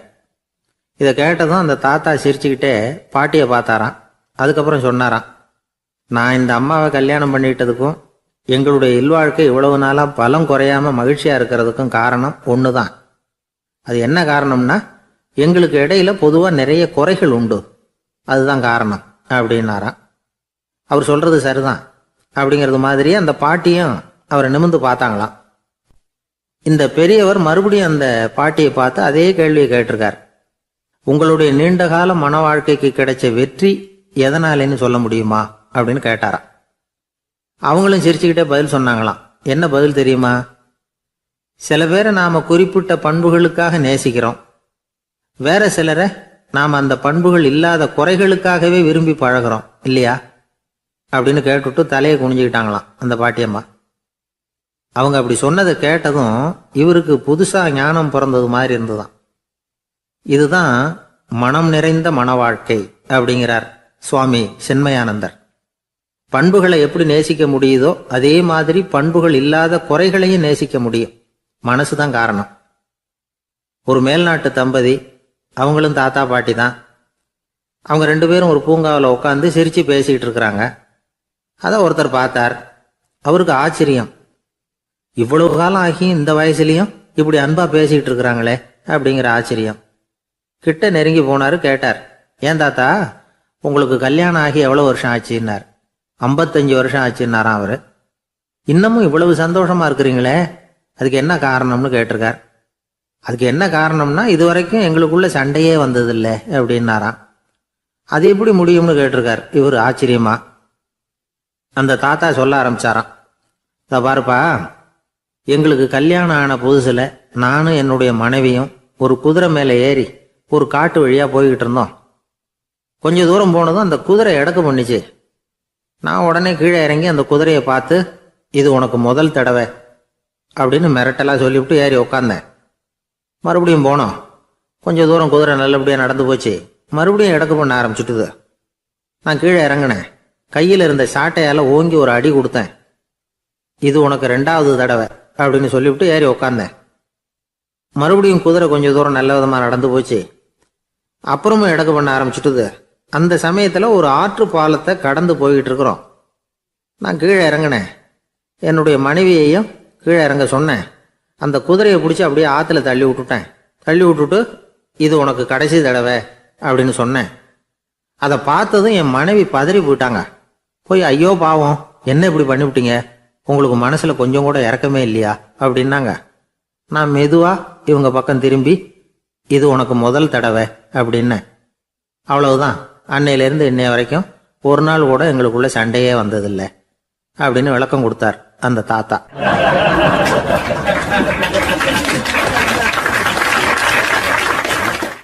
ஒரு ஆள் வேகமாக நடந்து போய்கிட்டு இருந்தான்.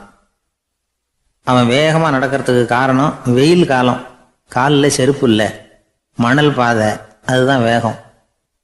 காலில் செருப்பும் இல்லாமல் கையில் குடையும் இல்லாமல் அந்த ஆள் வெயிலில் நடந்து போய்கிட்டு இருக்கிறான். அந்த சமயத்தில் இன்னொருத்தன் குதிரை மேலே ஏறி அந்த வழியாக வந்துக்கிட்டு இருக்கிறான். அவன் காலில் செருப்பும் இருந்தது, கையில் குடையும் இருந்தது.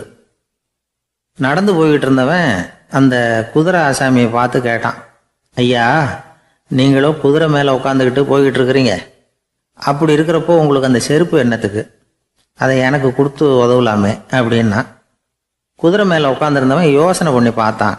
இவன் சொல்கிறது நியாயம்தானே அப்படின்னு சொல்லி தன்னுடைய செருப்பை கழட்டி அந்த வழிப்போக்கனுக்கு கொடுத்துட்டான். ரொம்ப நல்லதுங்க அப்படின்னு சொல்லி இவன் அதை வாங்கி காலில் மாட்டிக்கிட்டான். அதுக்கப்புறம் மறுபடியும் இவன் ஆரம்பித்தான், ஐயா, நீங்கள் குதிரையில் போகிறதுனால போக வேண்டிய இடத்துக்கு வேகமாக போய் சேர்ந்துருவீங்க, அதனால் உங்கள் கையில் அந்த குடை என்னத்துக்கு, நான் நடந்து போயிட்டுருக்கிறவன் ரொம்ப நேரம் நடக்க வேண்டியிருக்கும், இந்த வெயில்ல. அதனால அந்த கொடையையும் எனக்கு கொடுங்களேன் அப்படின்னா. குதிரை வீரன் யோசனை பண்ணி பார்த்தான். இதுவும் நியாயம்தானே அப்படின்னு அவனுக்கு தோணுச்சு. உடனே இறக்கப்பட்டு தன் காலில் இருந்த செருப்பை கொடுத்தது மாதிரியே தன் கையில் இருந்த கொடையையும் இவங்கிட்ட கொடுத்துட்டான். அதுக்கப்புறம் அவன் நிம்மதியாக புறப்பட்டான். இப்போ மறுபடியும் கை தட்டி அவனை நிறுத்தினான். கீழே நின்றுட்டு இருந்தவன், என்னப்பா ஏன் என்ன நிறுத்தின, இன்னும் ஏதாவது வேணுமா உனக்கு அப்படின்னா குதிரையில் இருந்தவன். இவன் மெதுவாக வாயை திறந்து, அந்த குதிரையையும் என்கிட்ட கொடுத்துருங்களேன்னா. அந்த குதிரை வீரன் இப்போ ஒரு கணம் யோசனை பண்ணி பார்த்தான். உடனே என்ன பண்ணான் தெரியுமா? தன்கிட்ட இருந்த குதிரை சவுக்கை எடுத்தான். குதிரை சவுக்கால அந்த ஆளை வாங்குவாங்கன்னு வீசி தள்ளிவிட்டான். இவ்வளவு சவுக்கடியும் வாங்கிக்கிட்டு இந்த ஆள் என்ன பண்ணான் தெரியுமா? சிரிக்கிறான். அடி வாங்கிட்டு யாராவது சிரிப்பாங்களா? குதிரை வீரனுக்கு ஒன்றும் புரியல. என்னப்பா அது, ஏன் இப்படி அடி வாங்கிட்டு இப்படி சிரிக்கிறியே அப்படின்னு கேட்டான். இப்போ அந்த வழிப்போக்கன் சொல்கிறான், ஐயா நான் இப்படி சிரிக்கிறதுக்கு காரணம் இருக்கு. இப்படி குதிரை கேட்டு உங்ககிட்ட அடி வாங்கலேன்னு வச்சுக்கோங்க, என் உயிர் உள்ள வரைக்கும் மனசில் ஒரு தவிப்பு இருந்துக்கிட்டே இருக்கும். செருப்பையும் கொடையையும் கேட்ட உடனே கொடுத்தவன் குதிரையையும் கேட்டிருந்தா கொடுத்துருப்பானோ அப்படிங்கிற பேராசையில் ஏங்கிக்கிட்டே இருந்திருப்பேன். இப்போ உங்ககிட்ட அடி வாங்கின பிறகு என்னுடைய அந்த சந்தேகம் தீர்ந்து போச்சு. என்னுடைய ஆசைக்கு எல்லை எது அப்படிங்கிறத எனக்கு புரிஞ்சுட்டுது அப்படின்னு சொல்லிவிட்டு அவன் நடக்க ஆரம்பிச்சிட்டானான். ஆசைக்கும் எல்லை உண்டு அப்படிங்கிறத விளக்கறதுக்காக வாரியார் சுவாமிகள் சொல்ற கதை இது. இந்த காலத்திலயும் ஒருத்தன் அது மாதிரி கொடை செருப்போட குதிரையில போய்கிட்டு இருந்தான். எதிரில் நடந்து வந்தவன், ஐயா உங்க கொடையை எனக்கு கொடுங்களேன்னு கேட்டான். உடனே அவன் குதிரையிலேருந்து கீழே குதிச்சு அவனை சாட்டையால் அடிக்க ஆரம்பிச்சிட்டான். இன்னொருத்தர் அந்த வழியா வந்தவர் இதை பார்த்தார். ஏன்பா அவன் கேட்டான், உன்னால முடியலன்னா இல்லைன்னு சொல்லிட வேண்டியது தானே, அதுக்காக ஏன் இப்படி அவனை போட்டு அடிக்கிறேன்னு கேட்டார். உங்களுக்கு விவரம் புரியாது சார், காலம் ரொம்ப கெட்டு போச்சு. கேட்டதை கொடுத்தேன்னு வச்சுக்கோங்க, இந்த குதிரையே என்னோடது, அவன் திருடிக்கிட்டு போறான் அப்படின்னு என் பேரில் புகார் கொடுக்க ஆரம்பிச்சிருவான் சார் அப்படின்னா. அது எப்படி அவ்வளவு உறுதியா சொல்றேன்னு கேட்டார் அவரு. ஏற்கனவே அது மாதிரி ஒருத்தன் பேரில் புகார் கொடுத்துட்டு தான் இந்த குதிரையை நான் தள்ளிட்டு வந்துகிட்டு இருக்கிறேன் அப்படின்னார்.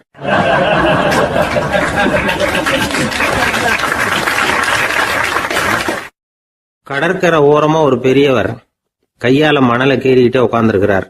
என்னத்தையும் தேடிட்டு இருக்கிறது மாதிரி தெரிஞ்சது. மெதுவா கிட்டத்துல போய் என்னத்தை தேடிட்டு இருக்கிறீங்க அப்படின்னு கேட்டோம்.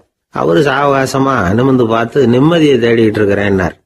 நாங்க ஒரு மாதிரி ஆயிட்டோம்.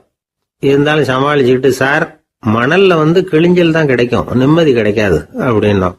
சரி இன்னைக்கு வசமா நம்ம கிட்ட ஒரு ஆள் மாட்டிக்கிட்டார் அப்படின்னு நினைச்சு அவர் பக்கமா போய் உட்காந்துக்கிட்டு கதை சொல்ல ஆரம்பிச்சிட்டோம்.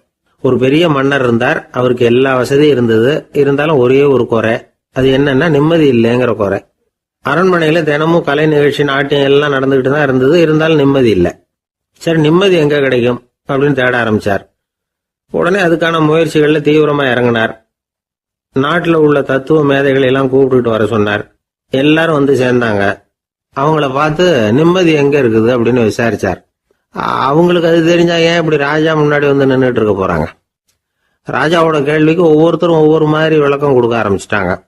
எந்த பதிலும் ராஜாவுக்கு திருப்தி அளிக்கக்கூடிய அளவுக்கு இல்லை. சரி போயிட்டு வாங்கன்னு சொல்லி அவங்களெல்லாம் அனுப்பி வச்சுட்டார். ஒரு நாள் அவர் மாளிகையில உப்பருகையில நின்றுட்டு இருக்கிறார். அந்த சமயத்துல தெருவில் ஒரு பிச்சைக்காரன் ரொம்ப உல்லாசமா பாட்டு பாடிக்கிட்டே போயிட்டு இருக்கிறான். குரல்ல ஒரு சந்தோஷம், நடையில ஒரு மிடுக்கு. அவன்கிட்ட கொஞ்சம் கூட கவலை இருக்கிறதா தெரியல. உடனே ராஜா அதை பார்த்தார். ஏவலாளிகளை கைதட்டி கூப்பிட்டார். உடனே ஓடி போய் அந்த பிச்சைக்காரனை இங்க அழைச்சிட்டு வாங்கன்னு உத்தரவு போட்டார். இவங்க உடனே ஓடி போய் அவனை கூப்பிட்டாங்க. அரண்மனைக்கு வாழ்ந்தாங்க. அவன் வரல. அரண்மனைக்குள்ள அடி எடுத்து வைக்க மாட்டேன்னு சொல்லிவிட்டான். ராஜா கிட்ட விஷயத்தை சொன்னாங்க. அவருக்கு ரொம்ப ஆச்சரியம், இப்படி ஒரு ஆள் இருக்கிறானா அப்படின்னு. சரி அவன் என்னதான் சொல்றான் அப்படின்னு விசாரிச்சார். இவங்க மறுபடியும் தெருவுக்கு போய் கேட்டாங்க. என்ன பார்க்கணும்னா ராஜா விருப்பப்பட்டாருன்னா அவரை வேணும்னா இங்க வர சொல்லுங்க அப்படின்னு சொல்லிவிட்டான். அதை ராஜா கிட்ட சொன்னாங்க. அவருக்கு கோபம் வரல. இவ்வளவு சுதந்திர உணர்வோடு இருக்கிறவன் சாதாரண ஆளா இருக்க முடியாது அப்படின்னு நினைச்சார். உடனே கிடுகிடுன்னு இறங்கி தெருவுக்கு வந்தார். பிச்சைக்காரங்கிட்ட போனார். நீ கவலைப்படாம சந்தோஷமா பாடிக்கிட்டு போறியே, அது எப்படி முடியுது உன்னால அப்படின்னு கேட்டார். ஏன் அப்படி கேக்குறீங்கன்னு அவன், அதுக்கு இல்ல, எனக்கு அரண்மனையில எவ்வளவோ சுகபோகங்கள்லாம் இருக்கு, இருந்தாலும் நிம்மதி இல்லை. இது ஏன்னு எனக்கு தெரியல. இந்த தேசத்துல உள்ள அறிஞர்களை எல்லாம் கூப்பிட்டு கேட்டு பார்த்துட்டேன், அவங்களுக்கும் தெரியல. உன்னை கேட்டா தெரியும்னு நினைச்சேன், அதனாலதான் சந்திக்கிறதுக்கு ஆசைப்பட்டேன், ஆனா நீ வரமாட்டேன்னுட்டியே அப்படின்னார். பிச்சைக்காரன் கடகடன்னு சிரிக்க ஆரம்பிச்சுட்டான். மகிழ்ச்சிக்கும் உங்களுக்கும் தடையா இருக்கிறது இந்த மாளிகை தான். இதை விட்டுட்டு வெளியில வந்துட்டா நிம்மதி தேடிட்டு வந்துரும்னா. நான் அரசன், எனக்குன்னு கடமைகள் இருக்கு, அதையெல்லாம் விட்டுட்டு எப்படி வர முடியும்னார் ராஜா. ரெண்டும் ஒரே நேரத்துல கிடைக்கணுங்கிறது முடியாத காரியம். உங்க சுகபோகத்துக்கு விலையாதான் உங்க நிம்மதியை கொடுத்துக்கிட்டு இருக்கிறீங்க. என்ன பாருங்க, என்கிட்ட எதுவும் இல்லை, அதனால எதுவும் போயிடுமோங்கிற பயமும் இல்லை, நிம்மதியா இருக்கிறேன் அப்படின்னா அவன். ராஜா உடனே சந்தோஷப்பட்டு தன்னுடைய மேலங்கியை எடுத்து அவனுக்கு பரிசா கொடுத்தாரான். அவன் சிரிச்சுக்கிட்டே அதை வாங்க மாட்டேன்னு விட்டானான். இதை நீங்க எனக்கு கொடுக்கறதுனால எந்த பயனும் இல்லை, அதே நேரத்துல அதை வாங்கிக்கிட்டேன்னா அடுத்த வினாடியிலிருந்து அதை எப்படி காப்பாத்துறதுங்கிற கவலை எனக்கு வந்து சேர்ந்துடும், அப்புறம் தூக்கம் வராது, நிம்மதி போயிடும் அப்படின்னானா. சொல்லிவிட்டு அவன் பாட்டுக்கு சந்தோஷமா பாடிக்கிட்டே போயிட்டான். நிம்மதி எங்க இருக்குங்கிறதையும் ராஜா தெரிஞ்சுக்கிட்டார். அந்த இடத்துக்கு தன்னால போக முடியாதுங்கிறதையும் அவர் புரிஞ்சுக்கிட்டார்.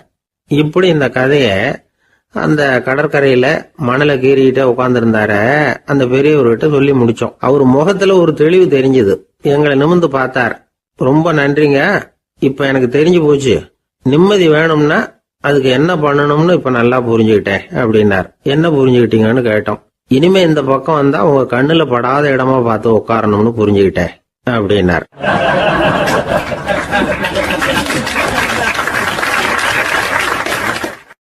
ஒரு சன்னியாசி, அவரு ஒரு நாள் ஒரு கனவு கண்டாராம். அந்த கனவுல அவர் சொர்க்கத்துக்கு போறார். அங்க ஒரு பெரிய திருவிழா நடந்துகிட்டு இருக்குது. எங்க பார்த்தாலும் அலங்கார வளைவுகள், வண்ணமயமான விளக்குகள், பாதைகள் பூரா மலர்கள், எல்லா கட்டடங்களும் ஒளிமயம். அவ்வளவு கோலாகலமா பிரம்மாண்டமா அந்த திருவிழா நடந்துகிட்டு இருக்குது. அது என்ன திருவிழாங்கிறது இந்த சன்னியாசிக்கு புரியல. அங்க எதிரில் வந்துகிட்டு இருந்த ஒருத்தரை நிறுத்தி, என்ன விசேஷம் இங்க அப்படின்னு விசாரிச்சாராம். உனக்கு தெரியாத விஷயம், இன்னைக்கு இறைவனுக்கு பிறந்த நாள், அதைத்தான் எல்லாரும் சேர்ந்து கொண்டாடுறோம். இதுக்காக பிரம்மாண்டமான ஊர்வலம் ஒன்று வரப்போகுது, இறைவனே அந்த ஊர்வலத்தில் கலந்துக்கிறார் அப்படின்னார் அவர். உடனே அந்த சன்னியாசி ஒரு மரத்து நிழல்ல ஒதுங்கி நின்றுக்கிட்டார். ஊர்வலம் வந்துகிட்டு இருக்குது. முதல்ல ஒரு குதிரை வந்துகிட்டு இருக்கு, அது மேல ஒருத்தர் உட்காந்துருக்கிறார். அவருக்கு பின்னாடி நிறைய பேர் கூட்டமா வந்துகிட்டு இருக்கிறாங்க. இவ்வளவு கூட்டம் இவர் பின்னாடி வருதே, யார் இவரு அப்படின்னு கேட்டார். ஒரு மதத்தின் பெயரை சொல்லி, இவர் அந்த மதத்தின் தலைவர், அவரை பின்பற்றுகிற மக்கள் கூட்டம் பின்னாடி வந்துகிட்டு இருக்குது அப்படின்னு விவரம் சொல்லியிருக்கிறாங்க. இவங்களுக்கு அடுத்தபடியா இன்னொரு குதிரையில ஒருத்தர் வந்துகிட்டு இருக்கிறார்.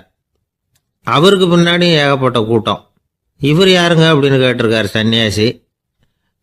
அங்க இருக்கிறவங்க விவரம் சொல்லியிருக்கிறாங்க. இன்னொரு மதத்தின் பெயரை சொல்லி, இவர் அந்த மதத்தினுடைய தலைவர், அவர் வழியை பின்பற்றுகிறவர்கள் அவர் பின்னாடி கூட்டமா வந்துகிட்டு இருக்கிறாங்க அப்படின்னு இருக்காங்க.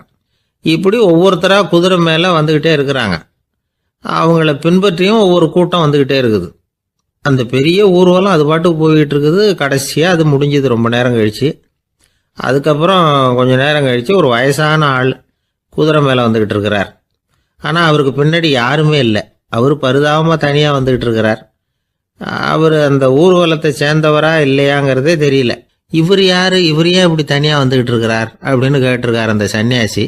என்னது இப்படி கேட்குறீங்க, இவர் தான் கடவுள், இவருக்காக தான் இன்னைக்கு இந்த ஊர்வலமே நடக்குது, இவருக்கு தான் இன்னைக்கு பிறந்த நாள், முன்னாடி போகிற ஊர்வலம் பூரா இவருடைய பிறந்த நாளை கொண்டாடுறதுக்காக தான் அப்படின்னு இருக்காங்க. இதை கேட்டதும் அந்த சன்னியாசிக்கு திடுக்குன்னு தூக்கி போட்டிருக்கு. இது வரைக்கும் கனவு கண்டுகிட்டு இருந்தவர் முடிச்சுக்கிட்டார். அதுக்கப்புறம் தான் யோசிச்சு பார்த்துருக்கார். உண்மைதான், மக்கள் எல்லாரும் பக்தி மார்க்கத்தில் போகிறதா நினச்சிக்கிட்டு பாதம் மாறி போயிட்டு இருக்கிறாங்க. கடவுளை பின்பற்றுவதாக நினைக்கிறாங்க பக்தர்கள், ஆனால் கடவுளுக்கு பின்னாடி யாருமே இல்லை. இன்னமும் இயல்பா இதை பற்றி யோசிச்சு பார்த்தா உண்மைக்கு பின்னாடி தான் நான் போய்கிட்டு இருக்கேன் அப்படின்னு நிறைய பேர் சொல்கிறாங்க. ஆனால் அந்த உண்மை அனாதையாக போய்கிட்டு இருக்குது. அப்படி ஆயிட்டுது உலகம். இந்த காலத்துலேயும் ஒரு ஊர்வலம், ஒரு பெரிய மனுஷருக்கு பிறந்த நாள் விழா. அவர் குதிரை மேலே ஏறி முன்னாடி போயிட்டு இருக்கிறார். அவருக்கு பின்னாடி ஒரு 100 பேர் தொண்டர்கள் அவங்க பாட்டுக்கு போகிறாங்க. எல்லாம் பணம் கொடுத்து ஏற்பாடு பண்ணவங்க, எல்லாம் பணம் வாங்கிட்டு பின்னாடி போயிட்டு இருக்கிறாங்க. கொஞ்சம் தூரம் நடந்ததும் கால் வலிக்க ஆரம்பிச்சுட்டுது. ஒவ்வொருத்தரும் அப்படியே ஒதுங்க ஆரம்பிச்சுட்டாங்க. அதான் முன்னாடியே பணம் கிடைச்சிட்டுதே, இனிமேல் ஒதுங்கினா என்னன்னு ஒதுங்கிட்டாங்க. ஒரு கட்டத்தில் குதிரையில் போகிறவர் தற்செயலாக திரும்பி பார்க்குறாரு, பின்னாடி யாருமே இல்லை. எல்லாரும் ஓடி போயிட்டாங்க. ஒரே ஒரு ஆள் மட்டும் ரொம்ப விசுவாசமாக பின்னாடி நடந்து வந்துக்கிட்டு இருந்தான். ஏன்ப்பா நீ மட்டும் வந்துக்கிட்டு இருக்கிறியே, நீ வீட்டுக்கு போகலையான்னு கேட்டிருக்காரு அவர். நீங்கள் அந்த குதிரையையும் அதுக்குள்ள வாடகை பணத்தையும் கொடுத்துட்டீங்கன்னா நானும் போயிடுவேன் அப்படின்னு நானாம் இந்த ஆள்.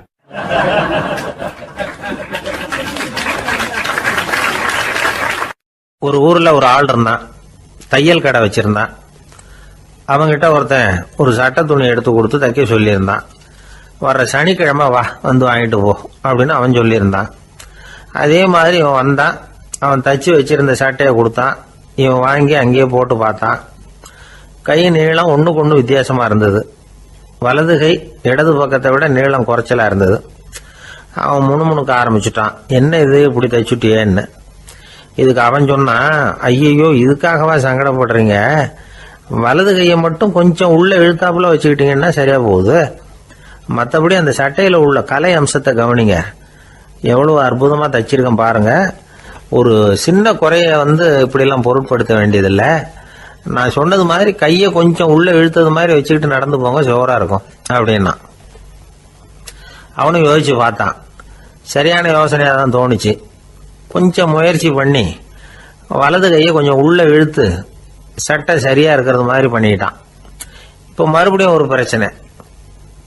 வலது கையை உள்ள இழுத்த மாதிரி அப்படியே வச்சுக்கிட்டதும் முதுகு பக்கம் கொஞ்சம் துணி தளர்த்தியா தொங்குறது மாதிரி தெரிஞ்சுது.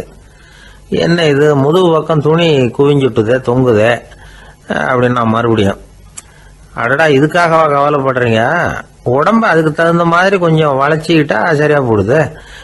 இதுக்காக அந்த அழகான தையலை பிரித்து அதில் உள்ள கலை அம்சத்தை கெடுக்கிறதுக்கு என் மனசு இடம் தரல. எவ்வளவுக்கு தளர்த்தியா இருக்கோ அவ்வளவுக்கு கொஞ்சம் உடம்ப வளைச்சி அப்படி குனிஞ்சது மாதிரி போங்க போதும் அப்படின்னா. அதுவும் நல்ல யோசனையாக தான் பட்டுது இவனுக்கு. சரின்னு சொல்லிவிட்டு புறப்பட்டான். தெருவில் இறங்கினா, கையை கொஞ்சம் உள்ள இழுத்தான், உடம்ப கொஞ்சம் முன்னால் வளைச்சான், சட்டைக்கு தகுந்த மாதிரி உடம்ப பண்ணிக்கிட்டான், மெதுவாக நடந்து போகிறான். இப்போ எதிரில் இன்னொருத்தன் வரான். இவனை பார்க்கறான், இவன் போட்டிருக்கிற சட்டையை பார்க்கறான். ஆஹா அற்புதம்ங்கிறான். சும்மா சொல்லக்கூடாது, ரொம்ப நல்லா இருக்கு, நிச்சயமா இது இந்த ஊர் மேல தெருவில் இருக்கிற ஒருத்தன் இருக்கானே அவன் தைச்சதா தான் இருக்கணும் அப்படின்னா.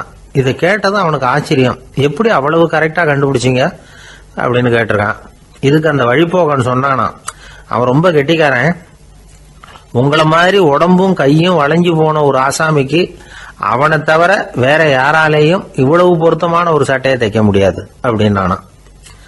பாருங்க, அவனுக்காக இவன் அனுசரிக்க போய் இவனோட நிலைமை எப்படி ஆயிடுது பாருங்க. இதே மாதிரி தான் சில சடங்குகளும் சம்பிரதாயங்களும் நம்மளை கோமாளி ஆக்கி விட்டுரும். எதுவா இருந்தாலும் அதுல அறிவுபூர்வமான அணுகுமுறை அவசியம். ஒரு நர்ஸ் அவசரமா ஓடி டாக்டர் கிட்ட சொல்லிச்சான், டாக்டர் ஒரு தப்பு நடந்து போச்சு, 10ஆம் நம்பர் பெட்ல இருக்கிற பேஷண்ட்டுக்கு காலில் ஆபரேஷன் பண்றதுக்கு பதிலாக கையில் ஆபரேஷன் பண்ணி விட்டீங்க. கை ஆபரேஷன் பண்ணிக்க வேண்டிய ஆள் 7ஆம் நம்பர் பெட்ல இருக்கார் அப்படின்னு தான். அதுக்கு ஒரு பதட்டப்படாம சொன்னாராம், பரவாயில்ல இவரை தூக்கி 7ஆம் நம்பர் பெட்ல போட்டுரு அப்படின்னாராம்.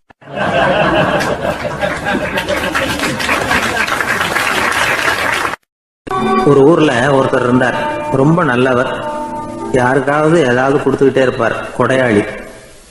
தினமும் யாராவது ஒருத்தருக்கு ஏதாவது கொடுக்கலன்னா அவருக்கு தூக்கம் வராது, அப்படி ஒரு பழக்கம். அது மட்டும் இல்லை, அவர் கொடுக்கறது அடுத்தவங்களுக்கு தெரியாது, அவ்வளவு ரகசியமா அதை கொடுப்பார். வலது கை கொடுக்கறது இடது கைக்கு தெரியக்கூடாதுன்னு சொல்லுவாங்கல்ல, அது மாதிரி அவர். ஒரு நாள் ராத்திரி அவர் ஏற்கனவே தயாராக கட்டி வச்சிருந்த பணம் முடிச்ச கையில் எடுத்துக்கிட்டு வீட்டை விட்டு வெளியில வந்தார். தெருவில் இறங்கி நடந்தார். இன்னைக்கு யாருக்கு தர்மம் செய்யறது அப்படின்னு யோசனை பண்ணிட்டு இருட்டில் நடந்து வந்துகிட்டு இருக்கிறார். யாரோ ஒருத்தர் எதிரில் வர்றது மாதிரி தெரிஞ்சுது. உடனே அவர் கிட்ட போனார். தன்கிட்ட இருந்த பணம் முடிச்சு அவசரமா அவர் கையில திணிச்சுட்டு திரும்பி வந்துட்டார். அப்பாடா, ஒரு வழியா யாருக்கும் தெரியாம இன்னைக்கு தர்மம் பண்ணியாச்சு அப்படிங்கிற மகிழ்ச்சி, மன நிறைவு அவர் முகத்துல. நிம்மதியா தூங்கினார். அப்புறம் எழுந்திரிச்சார். மறுநாள் காலையில ஊரு பூரா ஒரே பேச்சு. என்ன பேச்சுன்னா, நேற்று ராத்திரி ஒரு திருடன் கையில யாரோ பணத்தை கொடுத்துட்டு போயிருக்கிறாங்க அப்படின்னு எல்லாரும் பேசிக்கிட்டு இருக்கிறாங்க. இதை கேள்விப்பட்டதும் அந்த பெரியவருக்கு ரொம்ப வருத்தமா போச்சு. அடடா, போயும் ஒரு திருடனுக்காக உதவி பண்ணியிருக்கிறோம், பிரயோஜனம் இல்லாம போட்டுதே அப்படின்னு நினைச்சார். சரி, இன்னைக்கும் யாருக்காவது உதவி பண்ணணும் அப்படின்னு முடிவு பண்ணினார். ராத்திரி நேரம் வந்தது.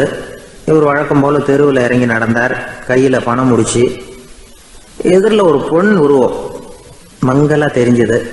இவர் உடனே அந்த பெண்கிட்ட பணத்தை கொடுத்துட்டு திருப்தியாக திரும்பி வந்துட்டார். மறுநாள் காலையில் ஊர் பூரா என்ன பேசிக்கிட்டாங்க தெரியுமா? நேற்று ராத்திரி நெறி தவறி நடக்கிற ஒரு பெண்ணின் கையில் யாரோ பணத்தை வச்சுட்டு போயிருக்கிறாங்க அப்படின்னு எல்லாரும் பேசிக்கிறாங்க. அடடா, இன்னைக்கும் தவறுதலாக நடந்து போச்சு அப்படின்னு ஒரு வருத்தப்பட்டார். இருக்கட்டும், இன்னைக்கும் ஏதாவது தர்மம் பண்ணுவோம் அப்படின்னு நினச்சிக்கிட்டாரு. 3வது நாள் ராத்திரியும் புறப்பட்டார். இப்பவும் எதிரில் ஒருத்தர் வந்தார். இவர் பணத்தை கொடுத்தார், திரும்பி வந்துட்டார். மறுநாள் மக்கள் என்ன பேசிக்கிட்டாங்கன்னா, நேற்று ராத்திரி ஒரு செல்வந்தர் கையில் யாரோ பணத்தை கொடுத்துட்டு போயிருக்கிறாங்க அப்படின்னு பேசிக்கிட்டாங்களாம். அவருக்கு ரொம்ப வருத்தமாக போட்டுது. என்ன இது தினம் இப்படி ஆகிக்கிட்டு இருக்குதே அப்படின்னு நினச்சிக்கிட்டே படுத்து தூங்கினார். அன்னைக்கு ராத்திரி ஒரு கனவு. அந்த கனவுல இறைவன் வந்து சொன்னாராம், இதை பாருப்பா, நீ கொடுத்த தர்மம் வீணா போயிடல. உங்ககிட்ட பணம் வாங்கின அந்த திருடன் திருந்திட்டான், அந்த பொண்ணும் திருந்திட்டா, அந்த செல்வந்தனும் கொடையாளி ஆயிட்டான், எல்லாருக்கும் உதவி பண்ண ஆரம்பிச்சுட்டான் அப்படின்னு சொன்னாராம். இந்த கதையை சொன்னவர் யாருன்னா நபிகள் நாயகம். இதில் உள்ள கருத்து என்னன்னா, நல்ல மனசோட தர்மம் பண்ணுனா அது வீணா போறதில்லை. இன்னொரு கருத்து, தர்மம் வந்து தன்னை மட்டுமல்ல அடுத்தவங்களையும் தீமையிலிருந்து காப்பாற்றும். இதுதான் நாம புரிஞ்சுக்க வேண்டியது. இந்த காலத்திலையும் இது மாதிரி சில சம்பவங்கள் நடக்கிறது உண்டு. ஒரு பெரியவர் இருட்டில் நடந்து வந்துகிட்டு இருந்தாரு. எதிரில் வந்த ஒருத்தன் வலுக்கட்டாயமாக ஒரு கையை பிடிச்சி ஒரு பண முடிப்பை கொடுத்து வச்சுக்க சொல்லிவிட்டு விலகி போயிட்டான். பெரியவருக்கு ஆச்சரியம், இந்த காலத்திலையும் இப்படி வலது கை கொடுக்கறது இடது கைக்கு தெரியக்கூடாதுன்னு நினைக்கிற கொடையாளிகள் உண்டு போல இருக்கு அப்படின்னு யோசனை பண்ணிக்கிட்டே நடந்தார். கொஞ்சம் தூரம் போயிருப்பாரு. அதுக்குள்ள அதே ஆள் திரும்பி வந்தான். கொடுத்த பண முடிப்பை திருப்பி கொடுங்க அப்படின்னு கேட்டு வாங்கிட்டான். இவருக்கு ஒன்றும் புரியல. ஏன் இப்படி பண்றேன்னார். அது ஒன்றும் இல்லைங்க, கொஞ்ச நேரம் இதை உங்ககிட்ட கொடுத்து வச்சிருந்தேன், அவ்வளவுதான் அப்படின்னா. ஏன்னு கேட்டார். என்னை பின்னாடி போலீஸ் தேடிக்கிட்டு வந்துகிட்டு இருக்குது, அதுதான் அப்படி பண்ணேன். இப்போ போயிட்டுது, இனிமே ஒன்றும் பயமில்லை அப்படின்னு சொல்லிவிட்டு அவன் பாட்டுக்கு நடந்து போறான்.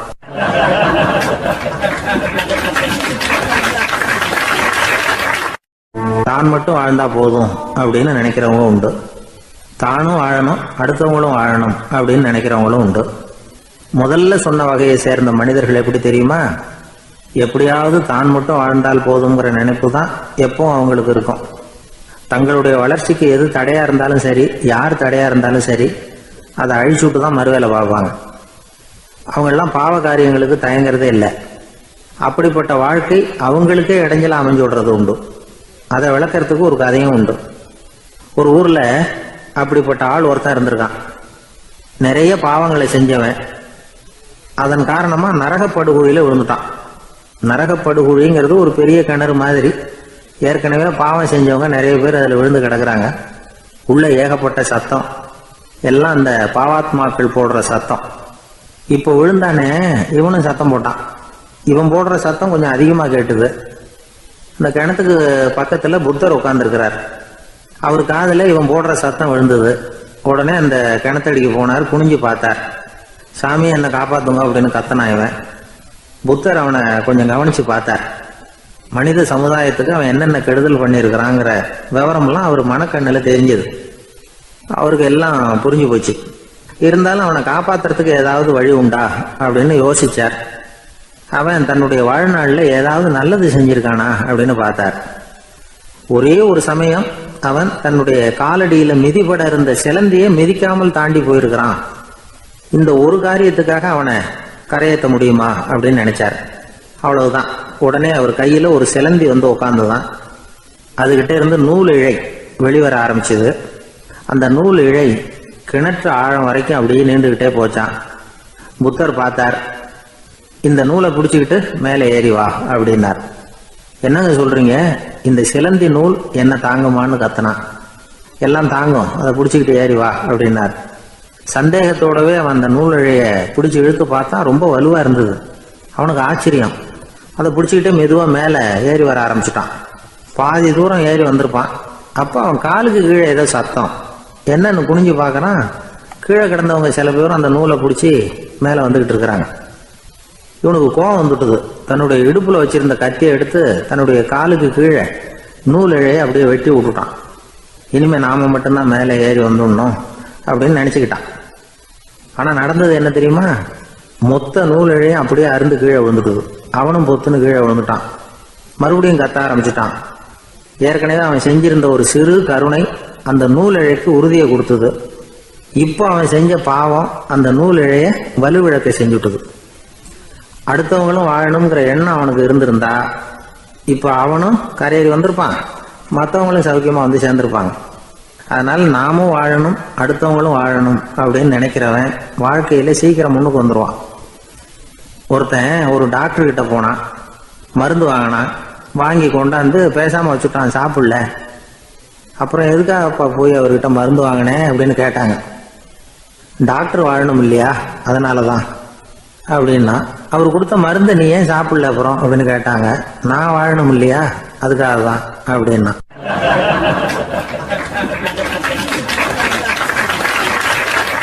அவர் ஒரு பெரிய குடும்பத்துல பிறந்தவர். இருக்கிற சொத்துக்கள் எல்லாத்தையும் வாரி வழங்கி விட்டு காட்டுக்கு புறப்பட்டார் தவம் செய்யறதுக்காக. இருந்தது பூராவும் கொடுத்துட்டார். இனிமே எதுவுமே இல்லை கொடுக்கறதுக்கு. அப்போ கடைசியா ஒருத்தன் வந்து கையை நீட்டினானா, ஐயா ஏதாவது கொடுங்கன்னு இருக்கான். அவர் பார்த்தார், கட்டியிருக்கிற வேட்டியை தவிர வேற எதுவுமே இல்லை. 8 முழம் பட்டு வேட்டி, ஜரிகை கரையோடு இருக்குது. கடைசியா அதை தான் எடுத்துக்கிட்டு அவர் புறப்பட்டு இருக்கார். அவர் பார்த்தார், எதிரில் அவன் பரிதாபமா நின்றுட்டு இருக்கிறான். அந்த 8 முழ வேட்டியை 2ஆ கிழிச்சார். 4 முழத்தை அவங்ககிட்ட கொடுத்தாரு. மீதி 4 முழத்தை தன்னுடைய இடுப்புல கட்டிட்டு அவர் காட்டுக்கு போயிட்டார். இவன் என்ன பண்ணான் தெரியுமா? கையில கிடைச்ச 4 முழத்தை எடுத்துக்கிட்டு கடை வீதிக்கு போனான். பழைய பட்டு வேட்டி ஜருகை இதெல்லாம் விலைக்கு வாங்குற வணிகர் ஒருத்தர் இருக்கார். அவர்கிட்ட போனான். இதை விலைக்கு எடுத்துக்கிறீங்களா அப்படின்னு கேட்டிருக்கான். அவர் வாங்கி பார்த்துருக்கார். ஆஹா, இது ரொம்ப அருமையான வேட்டி, விலை உயர்ந்த ஜருகை, இது ஏது உனக்கு அப்படின்னு கேட்டாரான். அவன் நடந்தது சொல்லியிருக்கான். அப்படின்னா ஒன்று செய்ய, இந்த வேட்டியோட இன்னொரு பாதியையும் மெதுவாக வாங்கிட்டு வந்துரு, உனக்கு நிறைய பணம் தர்றேன் அப்படின்னாரான் அந்த வணிகர். இவன் கொஞ்சம் யோசனை பண்ணி பார்த்தான். கொஞ்சம் இருங்க, வந்து விடுறேன் அப்படின்னு சொல்லிவிட்டு நேராக காட்டுக்கு போனான். அவர் எங்கே இருக்காருன்னு தேடி கண்டுபிடிச்சான். அவர் ஒரு இடத்துல தவக்கோலத்தில் இருக்கிறார். கட்டியிருந்த இடைவேட்டியும் அவர் அறியாமல் நழுவி கீழே விழுந்து கிடக்குது. இவனுக்கு ரொம்ப வசதியா போச்சு. அவரை கேட்க வேண்டிய அவசியமே இல்லை. மெதுவா சத்தம் போடாம அடி மேல அடி வச்சு நெருங்கினா. அவர் கண்ணை மூடிக்கிட்டு அவர் பாட்டு நின்றுட்டு இருக்கிறார். இவன் மெதுவா போய் கீழே கிடந்த அந்த துணியை எடுத்துக்கிட்டு சத்தம் போடாம திரும்பி நடந்தான். ஒரு 2-3 அடி எடுத்து வச்சிருப்பான். அப்படி ஓட ஆரம்பிக்கிற சமயத்துல அவன் காலில் கீழே கிடந்த முள்ளு ஒண்ணு நறுக்குன்னு தச்சு விட்டுது. வலி தாங்க முடியாம அம்மான்னு கத்திருக்கான். இந்த சத்தத்தினால கண்ணை மூடி நின்றுகிட்டு இருந்த அவரோட தவம் கலைஞ்சது. மெல்ல கண்ணை திறந்து பார்க்கிறார். தன் இடையில இருந்த வேட்டி அவன் கையில இருக்கு. இப்ப அவர் நினைக்கிறார், என்ன நினைக்கிறாருன்னா, இந்த வேட்டி மீது நான் வைத்த ஆசை அல்லவா அவனை திருடனாக ஆக்கி விட்டது அப்படின்னு நினைச்சாராம். இந்த வேட்டி மேல நாம வச்ச ஆசை அவனை திருடும்படி ஆக்கி விட்டதே அப்படின்னு நினைச்சாராம். இது எப்பேற்பட்ட மனநிலை அப்படிங்கிறத கொஞ்சம் யோசனை பண்ணி பாருங்க. தான் ஒரு பொருள் மேல வச்ச பற்று இன்னொரு மனிதன் திருடனாக ஆகிறதுக்கு காரணம் ஆயிட்டுதேன்னு நினைக்கிறார். அப்படி நினைச்ச அந்த பெரியவர் யார் தெரியுமா? அவர் தான் மகாவீரர். இழந்துட்டேங்கிறிய, நீ என்னத்தை கொண்டுகிட்டு வந்த எங்க இழந்துடுறதுக்கு? நீ என்னத்தை உண்டாக்குன இது அழிஞ்சுட்டுதுன்னு சொல்றதுக்கு? இதுதான் அவருடைய சிந்தனை. இன்றைக்கு நம்ம சிந்தனையெல்லாம் வேற மாதிரி இருக்குது. ஒருத்தன் நடுத்தருவில் உட்காந்து அழுதுகிட்டு இருந்தான். அந்த வழியா வந்தவர் ஒருத்தர், ஏன்பா அழறேன்னு கேட்டாராம். 5 ரூபா சார், இந்த இடத்துல விழுந்துட்டுது, ரொம்ப நேரமா தேடுறேன், கிடைக்காது போல இருக்கு அப்படின்னு சொல்லிவிட்டு அழறான். எப்போ தொலைஞ்சதுன்னு கேட்டாராம் அவரு. அது எனக்கு தெரியாது சார், பணத்தை தொலைச்சவன் தேடி பார்த்துட்டு போயிட்டான், நான் அவனுக்கு பின்னாடி தேட வந்தவன் அப்படின்னு நானா இவன்.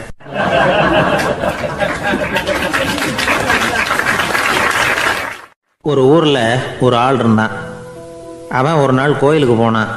கடவுள்கிட்ட வேண்டிக்கிட்டான், எனக்கு ஒரு 1,00,000 ரூபா நீ கொடுத்தா நான் உன் சன்னதியில் ஒரு தேங்காய் உடைக்கிறேன் அப்படின்னு வேண்டிக்கிட்டான். கடவுள் பார்த்தார். உடனே அவன் கண் முன்னாடி தோன்றினார்.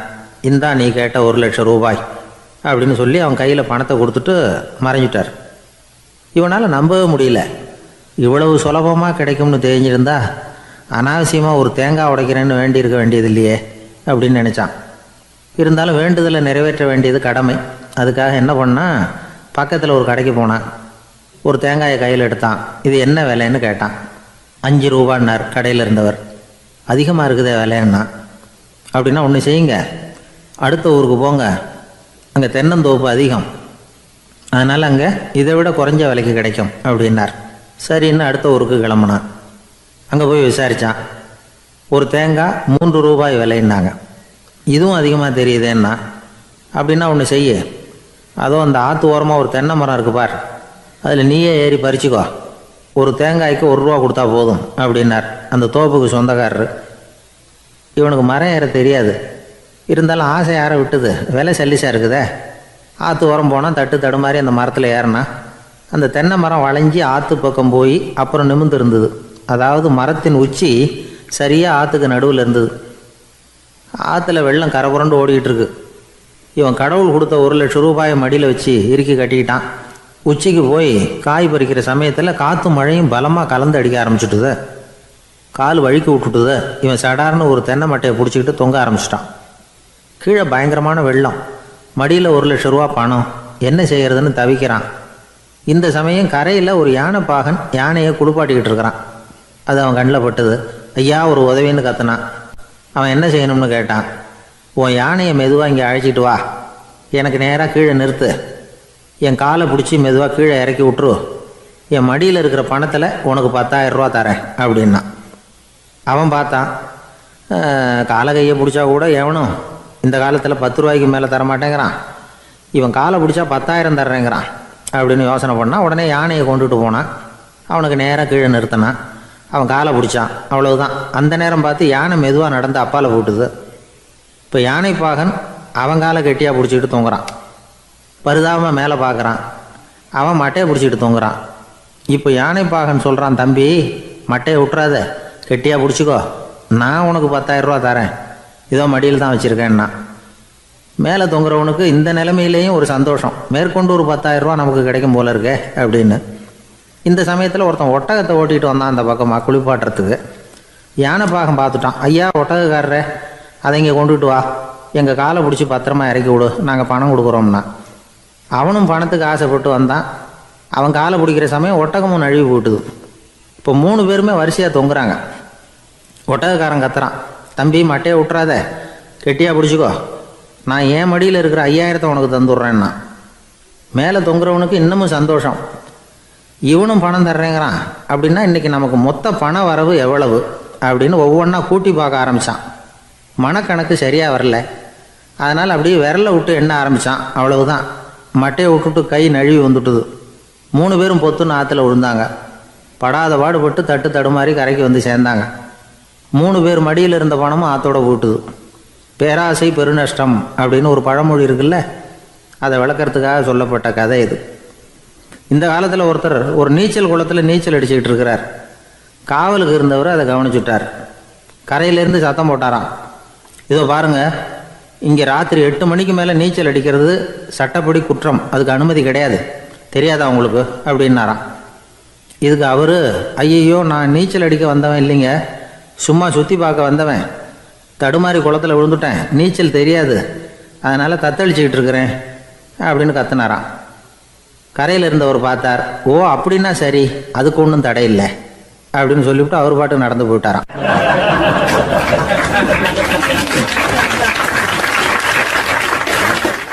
நம்மளை மாதிரி ஒரு ஆசாமி அவன் நம்மளை மாதிரியே கற்பனை பண்ணான்.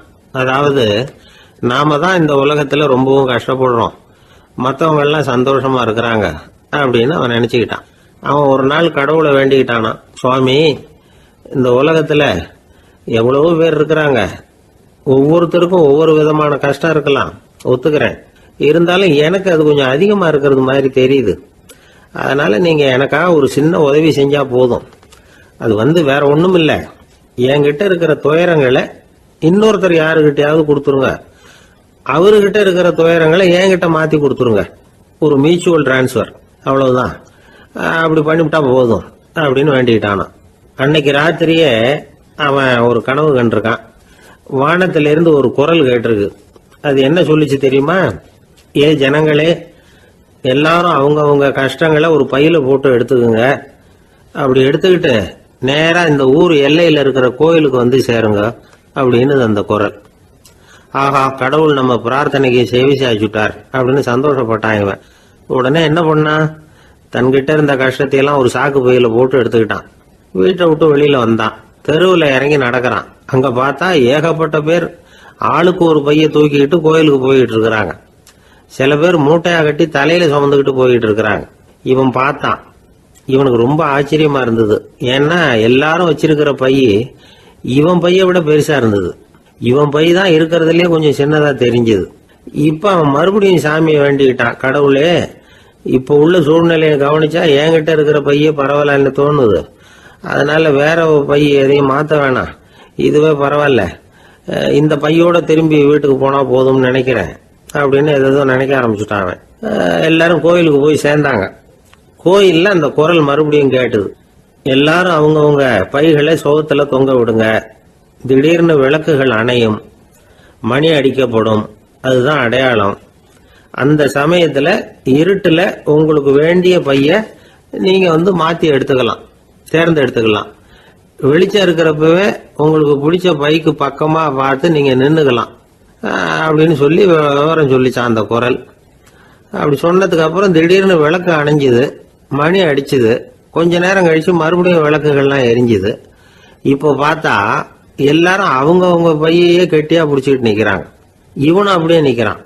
இவன் மெதுவா பக்கத்துல நிக்கிறவங்கிட்ட கேட்டானா, ஏன் நீங்க பைய கையிலேயே வச்சிருக்கிறீங்க, செவுத்துல மாட்டலையா அப்படின்னு கேட்டிருக்கான். இல்லப்பா, நீ ஏன் கையிலேயே வச்சிருக்கிறியோ அதே காரணத்துக்காக தான் நாங்களும் வச்சிருக்கிறோம்.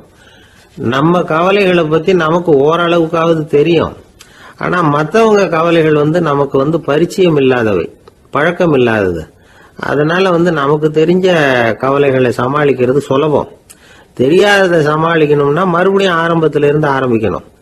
அதனால பழைய நண்பர்களோட வாழறது தான் மேல் அப்படின்னு ஆனான். அதுக்கப்புறம் அவன் தன்னோட பைய போதும்னு வீட்டுக்கு திரும்பி வந்துட்டானான். இது ஒரு பெரியவர் சொல்லி இருக்கிற கதை. அதனால நம்ம கிட்ட இருக்கிற கஷ்டங்கள் தான் பெருசு, அதை இன்னொருத்தங்கிட்ட கொடுத்துட்டு மாத்திக்கலாம் அப்படின்னு நினைக்கிறது தப்பு. இதே மாதிரி இன்னொரு சம்பவம். ஒரு ஊர்ல ஒரு நாள் ராத்திரி ஆகாயத்தில இருந்து கடவுள் குரல் கேக்குது. இந்த ஊர்ல இருக்கிற ஜனங்கள்லாம் கொஞ்சம் கவனிங்க, உங்களுக்கு ஒரு செய்தி. அதாவது இங்க இருக்கிற ஜனங்கள்லயே கொஞ்சம் கூட கவலையே இல்லாத ஆள் யாருன்னு எனக்கு தெரியணும். அதனால எல்லாரும் அவங்க கவலைகளை ஒரு பையில போட்டு எடுத்துக்கிட்டு கோயிலுக்கு வாங்க அப்படின்னாரு கடவுள். உடனே வரிசையா எல்லாரும் வர ஆரம்பிச்சாங்க. எல்லார் கையிலயும் பை இருந்தது, சின்னதும் பெருசுமா. கவலையே இல்லாத ஆள் யாருன்னு தேடினார் கடவுள். ஒரே ஒரு ஆள் மட்டும் கையில எதுவும் இல்லாம வெறும் கையை வீசிக்கிட்டு ரொம்ப ஜாலியா நடந்து வந்துகிட்டு இருந்தான். கடவுள் அவங்ககிட்ட போனார். ஏன்பா, உனக்கு கவலையே இல்லையா அப்படின்னு கேட்டார். எனக்கும் சில கவலைகள்லாம் உண்டு அப்படின்னு அவன். எங்க அதெல்லாம்னு கேட்டிருக்காரு கடவுள். பின்னாடி லாரியில வந்துகிட்டு இருக்கு அப்படின்னு அவன்.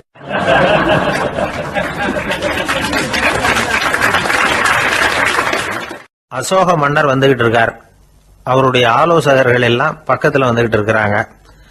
அந்த சமயத்துல எதிரில் ஒரு புத்த பிக்ஷு வர்றார். அசோகர் பார்க்கிறார். ஓடி போய் அவர் காலில் விழுந்து வணங்குறார். அசோக மன்னரின் தலை அந்த புத்த துறவியின் பாதத்துல பட்டுக்கிட்டு இருக்கு. பக்கத்துல நின்றுகிட்டு இருந்த அமைச்சருக்கு இது ரொம்ப சங்கடமா போச்சு. ரொம்ப வருத்தப்பட்டார். நம்ம அசோக சக்கரவர்த்தி எப்பேற்பட்டவர், அவரோட தலை ஒரு சன்னியாசியின் பாதத்துல படுறதா அப்படின்னு நினைச்சு ரொம்ப கவலைப்பட்டார். அரண்மனைக்கு திரும்பினதும் அமைச்சர் மெதுவா ஆரம்பிச்சார். அரசே, எனக்கு ரொம்ப வருத்தமா இருக்குது அப்படின்னார். எதுக்குன்னார் மன்னர். அசோக சக்கரவர்த்தியின் தலை, அதாவது அந்த சிரம் ரொம்ப மதிப்புமிக்க ஒன்று. அது ஒரு சன்னியாசியின் காலில் படலாமா அப்படின்னார். அசோகர் பதில் சொல்லல, சிரிச்சார், போயிட்டார். அதுக்கப்புறம் ஒரு சரியான சந்தர்ப்பத்துக்காக காத்துக்கிட்டு இருந்தார். ஒரு நாள் அமைச்சரை கூப்பிட்டார். எனக்கு 3 தலைகள் வேணும் அப்படின்னார். சொல்லுங்க, கொண்டுகிட்டு வரேன் அப்படின்னார் அமைச்சர். அசோகர் சொன்னார், முதல்ல எனக்கு தேவையானது ஒரு ஆட்டின் தலை, 2வது ஒரு புலியின் தலை, 3வது ஒரு மனிதனின் தலை. இதுதான் அசோகர் கேட்டது. எங்க இருந்தாலும் கொண்டு வாங்கன்னார். அமைச்சர் புறப்பட்டார். ஆட்டுத்தலை, புலித்தலை கிடைச்சிட்டுது. அப்புறமா ஒரு சுடுகாட்டுக்கு போய் ஒரு மனித தலையும் சேகரம் பண்ணிட்டு ராஜா கிட்ட வந்துட்டார். அரசே, உங்கள் ஆணைப்படி 3 தலைகளையும் கொண்டு வந்திருக்கிறேன்னார். அசோகர் பார்த்தார், ரொம்ப நல்லது, இப்ப இது 3ஐயும் எடுத்துக்கிட்டு போய் சந்தையில வித்துட்டு வாங்க அப்படின்னார். அமைச்சர் அதுகளை எடுத்துக்கிட்டு சந்தைக்கு போனார். முதல்ல ஆட்டுத்தலை நல்ல விலைக்கு வித்து போச்சு, நல்ல விலை கொடுத்து வாங்கிட்டு போட்டாங்க. அடுத்தபடியா புலி தலைய ஒருத்தர் வாங்கிட்டார், அதை பாடம் பண்ணி வீட்டில் மாட்டி வைக்கலாமே அப்படின்னு நினைச்சு அதையும் வாங்கிட்டு போட்டார். மனித தலையை மட்டும் வாங்கறதுக்கு யாரும் முன் வரல. எல்லாரும் அதை பார்த்துட்டு விலைக்கு போக ஆரம்பிச்சாங்க. அமைச்சர் திரும்பி வந்தார். அரசே, இந்த தலையை மட்டும் யாரும் வாங்க மாட்டேங்கிறாங்க அப்படின்னார். சரி, பரவாயில்ல, இதை இலவசமாவே எனாமாவே யாருக்கிட்டையாவது கொடுத்துட்டு வந்துருங்க அப்படின்னார். அமைச்சர் மறுபடியும் சந்தைக்கு போனார். இதை இலவசமா தரேன், இதை வாங்கிக்கோங்க அப்படின்னார். அப்பவும் அதை யாரும் வாங்கிக்கிறதுக்கு தயாரா இல்லை. மறுபடியும் திரும்பி மன்னர்கிட்ட விவரத்தை சொன்னார். இப்போ மன்னர் சொல்றார், அமைச்சரே, உயிர் இருக்கிற வரைக்கும் தான் இந்த தலைக்கு மதிப்பு. ஜீவன் போனதுக்கு அப்புறம் அதோட மதிப்பும் போயிடுது. அதனால மதிப்பு இருக்கும் பொழுதே பெரியவர்கள் பாதம் பணிந்து அந்த புனிதத்தை பெற்றுக்கொள்ளணும் அப்படின்னார். பணிவுங்கிறது வேற, அடிமைத்தனம்ங்கிறது வேற. பெரியவர்களை பணிவது நமக்கு பெருமை தரக்கூடிய விஷயம். இதை மனசுல வச்சுக்கிட்டு எப்போ காலில் விழணும், எப்போ காலில் விழக்கூடாது அப்படிங்கிறத முடிவு பண்ணிக்கணும். ஒரு சாதாரண ஆள் நடந்து வந்துகிட்டு இருந்தார். எதிரில் வந்த ஒரு பெரிய மனுஷன் ஓடி போய் அவர் காலில் விழுந்து தன்னுடைய தலையை அவர் பாதத்தில் கொண்டு போய் வச்சார். கொஞ்ச நேரம் கழிச்சு எழுந்திரிச்சு வந்துட்டார். வந்த பிறகு இவரை கேட்டேன், ஏன் திடீர்னு ஓடி போய் அந்த ஆளு காலில் விழுந்தீங்க அப்படின்னு. அவர் போட்டிருக்கிறது என்னோட காணாம போன செருப்பான்னு கண்டுபிடிக்கிறதுக்காக அப்படி விழுந்தேன் அப்படின்னார்.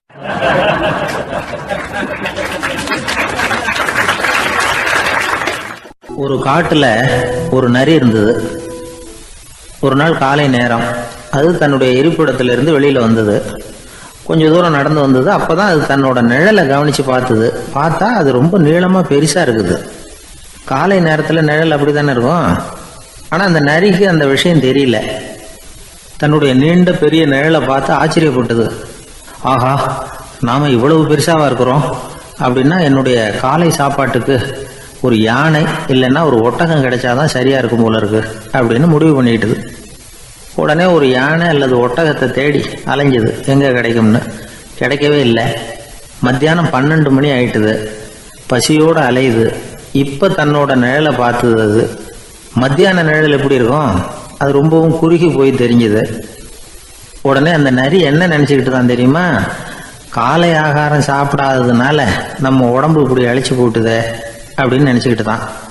கொஞ்ச நேரம் கழிச்சு மறுபடியும் தன்னுடைய நிழலை பார்க்குது. அது இன்னமும் குறுகி போய் காலடியிலேயே வந்துட்டுது. அதுக்கு பயமா போயிடுது. ஐயோ, இன்னும் கொஞ்ச நேரத்துல நாம இறந்துருவோம் போல இருக்க. இப்ப என்ன செய்யறது? இந்த சமயத்துல ஒரு எறும்பு கிடைச்சா கூட போதும், அதை நம்ம காலை ஆகாரமா நினைச்சு சாப்பிட்டுள்ளாமே அப்படின்னு நினைச்சுதான். நம்முடைய நிழல் கூட நம்மள மாதிரியே தான் அடிக்கடி மாறிக்கிட்டே தான் இருக்குது. அது எப்பவும் ஒரே மாதிரி இருக்கிறது இல்ல. மனிதனுக்கு ஏற்படுகிற தன்முனைப்பு இருக்கு பாருங்க, ஈகோ, அது கூட ஒரு நிழல் மாதிரி தானா. அப்படி நினைக்க ஆரம்பிச்சுட்டா அதனால ஏதும் பிரச்சனை வராதான். தன்முனைப்பை நிழல் போலவே ஏற்றுக்கொள்ளுங்கள் அப்படிங்கிறது பெரியவங்க கருத்து. ஒரு காரியத்தை வெற்றிகரமா நல்ல விதமா செஞ்சு முடிக்கிறோம்னு வச்சுக்கோங்க. அந்த சமயத்துல ஒரு வித நுட்பமான தற்பெருமை நமக்குள்ள உண்டாகுது. இது இயற்கையானது, அதனால இது மேல பற்று வைக்கக்கூடாது. அப்படி வைக்க ஆரம்பிச்சுட்டா அந்த தற்பெருமை ஒரு நிரந்தர விருந்தாளியா நம்ம கிட்ட தங்கிக்கும். நம்ம நிழல் எப்படின்னு பாருங்க, நாம நடக்கும் பொழுது நம்ம பின்னாடியே வரும். தன்முனைப்பையும் அப்படியே நினைச்சுக்குங்க. நிழல் யாருக்கும் எந்த பிரச்சனையையும் உண்டாக்குறது இல்லை. ஆனா அந்த நிழலை கண்டே நாம பயப்பட ஆரம்பிச்சுட்டா நாம எதுலையும் வெற்றி காண முடியாது. நிழலோட சண்டை போடக்கூடாது. அது மாதிரி தன்முனைப்போடவும் நாம சண்டை போட வேண்டியதில்லை. இல்லாத ஒன்றோடு சண்டை போடுறது எப்படின்னா, அது இருட்டோட சண்டை போடுறது மாதிரி. நாம நிழல் கிடையாது, நம்ம கிட்ட இருக்கிற தன்முனைப்பு ஒரு நிழல். நம்ம நிழலையும் நமக்கு சமமா பாக்குறோம் பாருங்க, அங்கதான் சிக்கலே ஆரம்பம். இப்போ நாம நடந்து போய்கிட்டு இருக்கிறோம். நம்ம நிழல் தரையில விழுது. யாரோ ஒருத்தர் நம்ம நிழல் மேல காலை வச்சு நடந்து போறார். உடனே அவர்கிட்ட சண்டைக்கா போறோம், ஏண்டா என் நிழலை மிதிச்ச அப்படின்னு. நமக்கு தெரியும் அது நிழல் தாங்கிறது. அவர் உங்க மேல நடக்கல, உங்களுடைய நிழல் மேலதான் நடக்கிறார். அது மாதிரி உங்க தன்முனைப்பின் மேல யாராவது நடந்தா உங்களை அவமானப்படுத்துறதா நினைக்கிறீங்க. காரணம் நாமளும் நம்ம தன்முனைப்பும் ஒண்ணுங்கிற நினைப்பு தான் காரணம், மற்றபடி வேற ஒண்ணும் கிடையாது.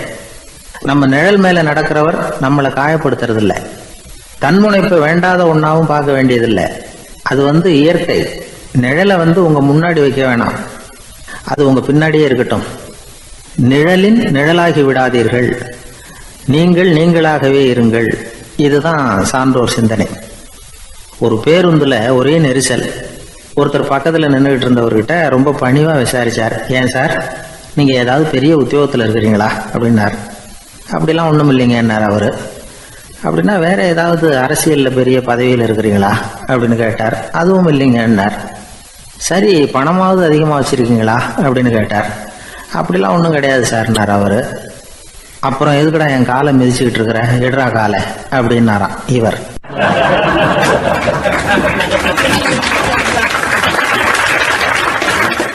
ஒரு ஊர்ல ஒரு பெரியவர் இருந்தார். அவர் ஒரு குரு.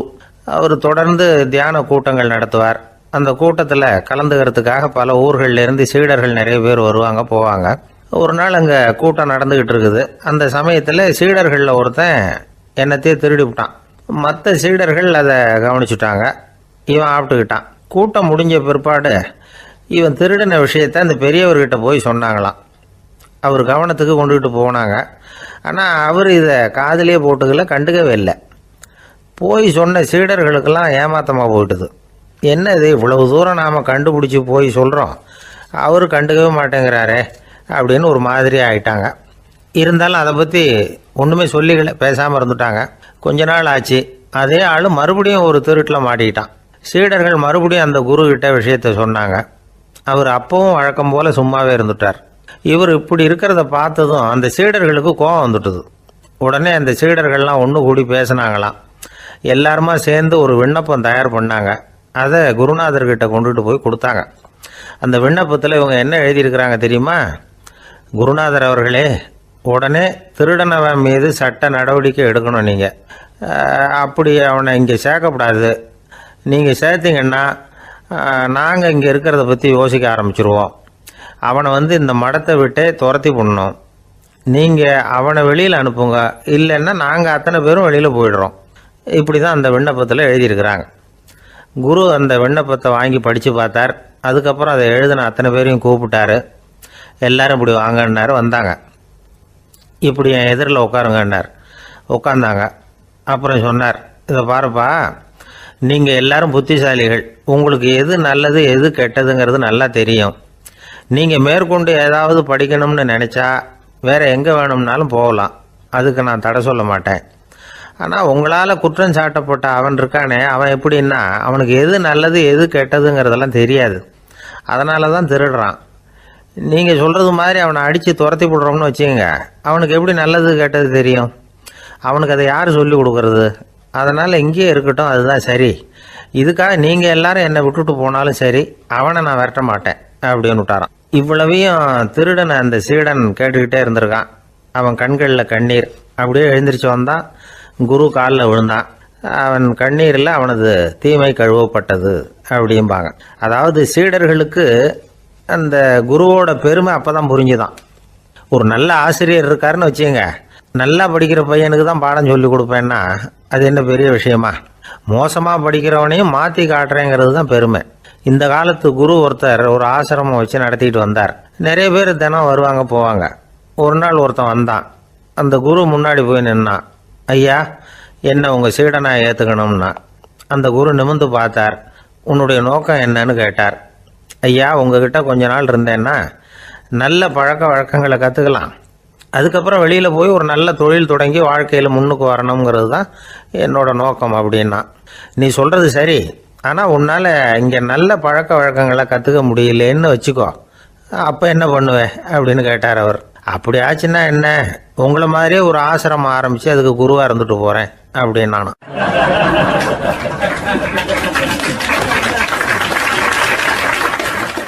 ஒரு ஆள் இருந்தார். அவர் தன்னை ஒரு குருன்னு சொல்லிக்கிட்டார். மௌன குரு, வாயே திறக்கிறதில்ல. அவருக்கு 2 சீடர்கள் உண்டு. இவங்க தான் வர்றவங்க கிட்ட பேசுவாங்க, விளக்கம் கொடுப்பாங்க. ஒரு நாள் இந்த சீடர்கள் 2 பேரும் எங்கேயோ வெளியில் போயிட்டாங்க. அந்த நேரம் பார்த்து ஒருத்தர் அங்கே வந்தார். குருக்கிட்ட போனார். குருவே, புத்தர்னா என்னன்னு கேட்டார். குருவுக்கு ஒன்றும் புரியல. அவர் உண்மையான குருவாக இருந்தாவில் புரியும். அவர் திருன்னு முழிக்க ஆரம்பிச்சிட்டார். இந்த நேரம் பார்த்து இந்த சீடர்கள் எங்கேயோ போயிட்டாங்களே, என்ன பண்ணுறது, உதவிக்கு யாராவது கிடைக்க மாட்டாங்களா அப்படின்னு அப்படியே சுற்றி பார்க்குறார்.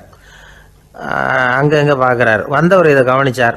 ஏதோ புரிஞ்சுக்கிட்ட ஒரு மாதிரி அடுத்த கேள்வி கேட்டார். தர்மம்னா என்ன சுவாமின்னார். குருவுக்கு ரொம்ப சங்கடமாக போச்சு. நம்ம நிலைமை இப்படி ஆகிட்டுதே, இக்கட்டில் மாட்டிக்கிட்டோமே அப்படின்னு நினச்சபடியே விட்டத்தை பார்த்தார். அப்புறம் குனிஞ்சு தரையை பார்த்தார். அப்படியே உட்காந்துக்கிட்டார். வந்தவர் உடனே அடுத்த கேள்விக்கு போயிட்டார். தியானம்னா என்ன சுவாமின்னார்.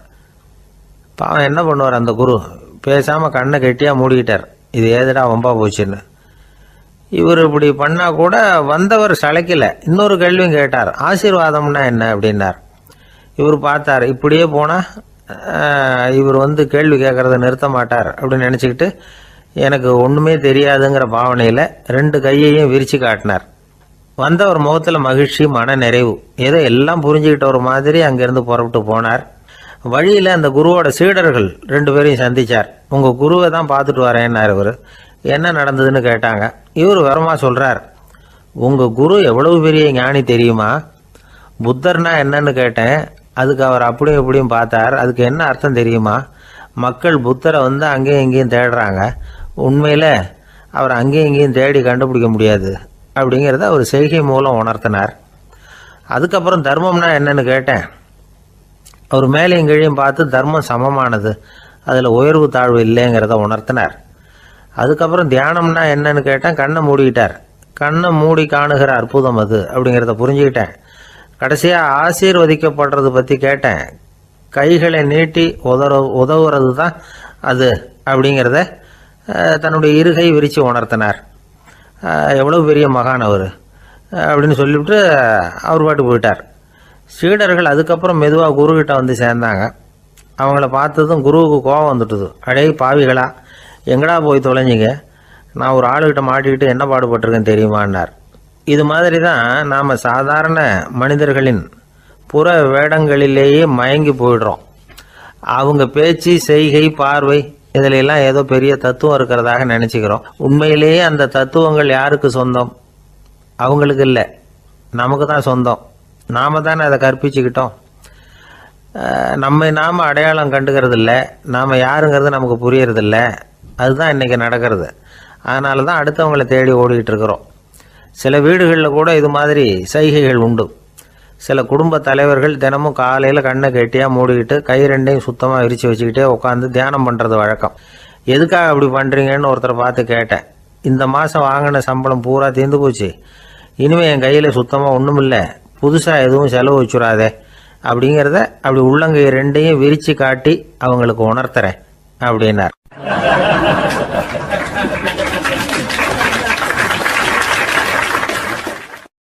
ஒருத்தன் வேகமாக ஓடி வந்தான். ஏப்பா அப்படி தலை தெறிக்க ஓடி வர்றேன்னு கேட்டேன். பின்னாடி துரத்திக்கிட்டு வருது சார் அப்படின்னா. ஏதாவது நாய் துரத்திக்கிட்டு வருது போல இருக்கு அப்படின்னு நினச்சி அவனுக்கு பின்னாடி பார்க்குறேன். கண்ணுக்கு எட்டின தூரம் வரைக்கும் எதுவுமே தெரியல. ஏன்பா எதுவும் ஒன்றை துரத்துறது மாதிரி தெரியலையேன்னு. நல்லா பாருங்கள் சார் அப்படின்னா. பார்த்துட்டு தான் சொல்கிறேன் என்ன. இதோ பாருங்கள் சார், இதுதான் என்னை துரத்துது அப்படின்னு அவன் காட்டுறான். அவன் சுட்டி காட்டின இடத்துல பார்த்தா அங்கே அவனுடைய நிழல் தான் தெரியுது. என்னப்பா சொல்கிற அப்படின்னு சொல்லி அவனை சந்தேகமாக பார்த்தேன். அதுக்கப்புறம் தான் அவன் விவரமாக பேசினான். சார், எனக்கு என் நிழலை கண்டா பிடிக்கிறதில்ல. எப்போ பார்த்தாலும் இது என்னையே பின்தொடர்ந்து வந்துக்கிட்டு இருக்குது. இதை என்னால் சகிக்கவே முடியல. இதை என்கிட்டேருந்து பிரிக்கிறதுக்கு எவ்வளவோ முயற்சிகள்லாம் பண்ணி பார்த்துட்டேன், முடியலன்னா. அப்படி என்னென்ன முயற்சிகள் பண்ணினேன் அப்படின்னு கேட்டேன். அவன் என்னென்ன செஞ்சாங்கிறத விவரமாக சொன்னான். அவன் என்ன பண்ணியிருக்கிறான், ஒரு பெரிய குழியை தோண்டி அதில் தன்னுடைய நிழலை புதைச்சிருவோம் அப்படின்னு முடிவு பண்ணிட்டு மண்வெட்டி எடுத்துக்கிட்டு தோட்டத்து பக்கம் போயிருக்கான். ஆழமாக ஒரு குழியை தோண்டியிருக்கான். குனிஞ்சு பார்க்குறான். அந்த குழிக்குள்ளே தன்னுடைய நிழல் தெரியுது. ஆஹா, இதுதான் சமயம், நிழல் இப்போ குழிக்குள்ளே இருக்குது, மண்ணை போட்டு மூடி விடலாம் அப்படின்னு நினச்சிக்கிட்டு கொஞ்சம் மண்ணை அள்ளி போட்டான். பார்த்தா இப்போ அந்த நிழல் அந்த மண்ணுக்கு மேலே நிற்கிது. இது ஏதுடா வம்பா போச்சு, அப்படின்னு அவசரமாக மண்ணை வாரி போட்டு மூடி பார்க்குறான். குழி பூராவும் மூடி விட்டு பார்க்குறான். மறுபடியும் நிழல் மேலே வந்து உட்காந்துக்கிட்டு இருக்குது. சரி, இதை குழியில் புதைக்க முடியாது அப்படின்னு முடிவு பண்ணிட்டு இதை இங்கேயே இப்படியே விட்டுட்டு ஒரே ஓட்டமாக ஓடி போடுவோம் அப்படின்னு நினச்சி எடுத்தான் ஓட்டம். அது காலை நேரம். இவன் மேற்க நோக்கி ஓடிக்கிட்டு இருக்கிறான். ஓடி ஓடி பார்க்குறான், நிழல் இவனை விட வேகமாக இவனுக்கு முன்னாடி ஓடிக்கிட்டு இருக்கு. சரி, திரும்பி ஓடி பார்ப்போம் அப்படின்னு நினச்சிக்கிட்டு அப்படியே சடார்னு திரும்பி ஓட ஆரம்பித்தான். பார்த்தான், அப்பாடா நிழலை காணலை. கொஞ்சம் தூரம் ஓடி ஒரு இடத்துல நின்று அப்படியே சாவகாசமாக திரும்பி பார்க்குறான். பின்னாடி நின்றுக்கிட்டு இருக்குது நிழல். இப்படி ஓடி வந்து தான் இங்கே நம்ம முன்னாடி நின்று தன்னுடைய அவஸ்தையை சொல்லிகிட்டு இருக்கிறான். இந்த நிழலை துரத்துறது அல்லது வெட்டி விடுறது, இதுக்கு ஏதாவது வழி இருக்கா சொல்லுங்கள் சார் அப்படிங்கிறான். நமக்கு ஒன்றும் புரியல. அந்த நேரம் பார்த்து ஒரு பெரியவர் வந்தார். அவர்கிட்ட யோசனை கேட்டோம், என்ன செய்யலாம்னு. அவர் சொன்னார், இந்த பாருப்பா, நீ அங்கேயும் எங்கேயும் ஓடாத, அப்படியே கீழே படுத்துக்கொண்டார். அது நல்ல உச்சி வேலை. அவன் அப்படியே கீழே படுத்துக்கிட்டான். இப்போ அப்படி இப்படின்னு திரும்பி பார்க்குறான், நிழலை காணலை. அவன் இப்போ தான் நிம்மதியாக இருந்தான். இப்போ அந்த பெரியவர் சொன்னார், எல்லா மனிதர்களுமே இப்படி தான் ஓடிக்கிட்டு இருக்கிறாங்க. நான் எனது அப்படிங்கிற ஆணவம் தான் அவங்கள துரத்திக்கிட்டு இருக்கு. அதை விட்டுட்டு ஓடணும்னு நினைச்சாலும் அது முன்னாடி வந்து நிற்கிது. பரம்பொருளை நோக்கி ஓடுறப்போ இந்த ஆணவம் பின்னாடி வந்துவிடுது. பரிபூர்ண சரணாகதிங்கிற நிலையில் அது முழுசுமாக மறைஞ்சு விடுது. தன்னை உணர்கிற வேலை அது. அந்த நேரம் மனிதனுக்கு விடுதலை உணர்வு ஏற்படுகிற நேரம் அது. அப்படிப்பட்ட சுதந்திர மனிதர்களாக எல்லாரும் மாறி போயிட்டாங்கன்னா இந்த உலகமே இன்பமயம் அப்படின்னு ஒரு விளக்கம் கொடுத்தார் பெரியவர். நம்மால் ஒருத்தன் வேகமாக ஓடி வந்துக்கிட்டு இருந்தான். ஏன்டா அப்படி ஓடி வர்ற அப்படின்னு கேட்டார் எதிரில் வந்தவர். ஆசை துரத்துது, அதுதான் ஓடி வர்றேன்னா. உனக்கு என்ன ஆசைன்னு கேட்டார். எனக்கு ஒன்றும் ஆசை இல்லைங்க, என்னை எப்படியாவது பிடிச்சுடணும்னு போலீஸ்காரங்களுக்கு ஆசை. அந்த ஆசை இப்போ என்னை துரத்தி பின்னாடி வந்துக்கிட்டு இருக்குது. அதுதான் தப்பிச்சு வந்துக்கிட்டு இருக்கிறேன். குறுக்க நிற்காதீங்க சார், வழியை விடுங்க அப்படின்னு சொல்லிவிட்டு வேகமாக ஓடி மறைஞ்சான்.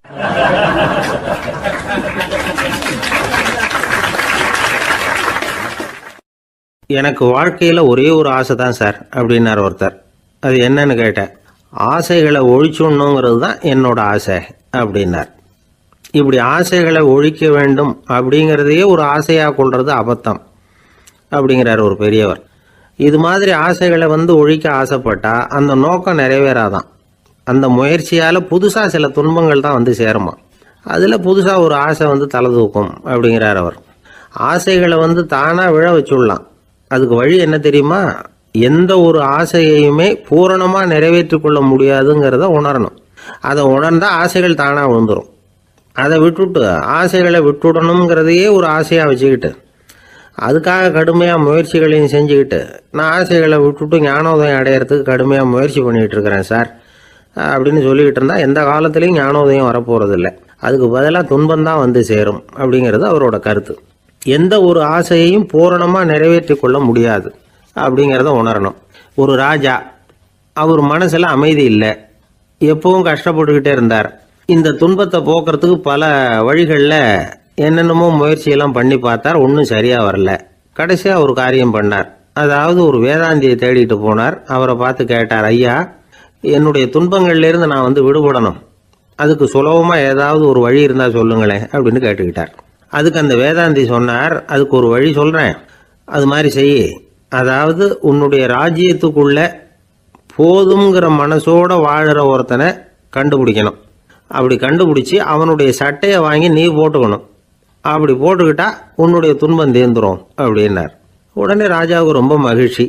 அரண்மனையில் இருந்த அத்தனை பேரையும் ஆளுக்கு ஒரு பக்கமாக அனுப்புனார், தேட சொன்னார். போதுங்கிற மனசுடைய ஒருத்தனை கண்டுபிடிச்சி கொண்டுகிட்டு வாங்க அப்படின்னார்.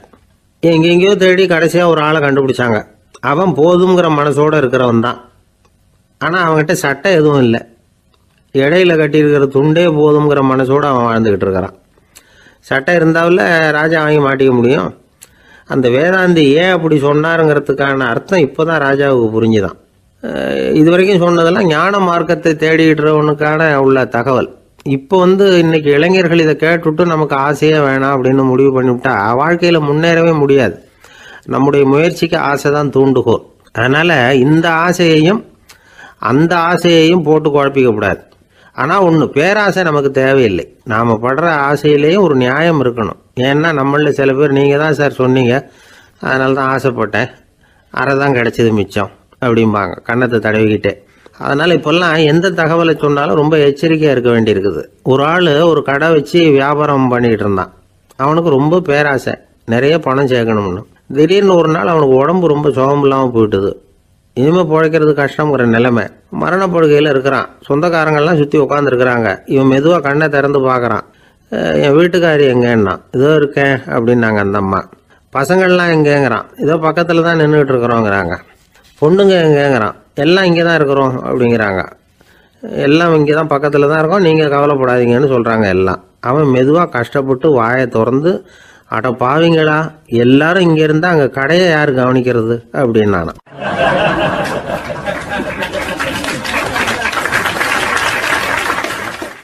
ஜப்பானில் உள்ள ஒரு புத்த விகாரை. அங்கே ஒரு வயசான பௌத்த குரு தங்கியிருக்கிறார். ஒரு நாள் ராத்திரி கடுமையான குளிர். அவரால் தாங்க முடியல. பார்த்தார், மரத்தில் செஞ்ச புத்த சிற்பங்கள் அங்கே நிறைய இருந்தது. அதில் ஒன்றை எடுத்து அதுக்கு தீ மூட்டி அந்த நெருப்பில் குளிர் காஞ்சிக்கிட்டு இருக்கிறார். மர சிற்பம் தீ வச்சதும் படபடன்னு வெடிக்க ஆரம்பிச்சுட்டுது. அந்த சத்தத்தை கேட்டதும் அந்த புத்த விகாரையின் குருக்கள் வெளியில் ஓடி வந்தார்.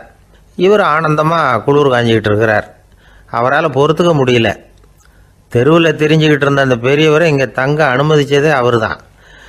இவர் இப்படி பண்ணுறாருன்னு நினச்சிக்கிட்டே அவரை கோபமாக பார்த்தார். ஏன் இப்படி கோபமாக பார்க்குறீங்க, இப்படி வந்து உட்காருங்க அப்படிங்கிறாரு இவர். அவருக்கு இன்னமும் கோபம் வந்துட்டுது. எங்கள் கடவுளை வந்து எரிச்சுட்டீங்களே அப்படின்னு சத்தம் போட்டாராம். அப்படியா அப்படின்னு கேட்டுக்கிட்டே அந்த சாம்பலை கிளறினார் இவர். என்ன செய்கிறீங்கன்னு கேட்டிருக்காரு அவர். நான் எலும்புகளை தேடுறேன்னாராம். நீங்கள் ஒரு பைத்தியம், இது ஒரு மர சிற்பம், இதில் எலும்புகள் கிடையாது அப்படின்னாராம். அவருக்கு கோபம் வந்துட்டுது. உடனே வெளியில் போங்கன்னு கத்தியிருக்கார். வெளியில் தள்ளி கதவையும் சாத்தி விட்டாராம்.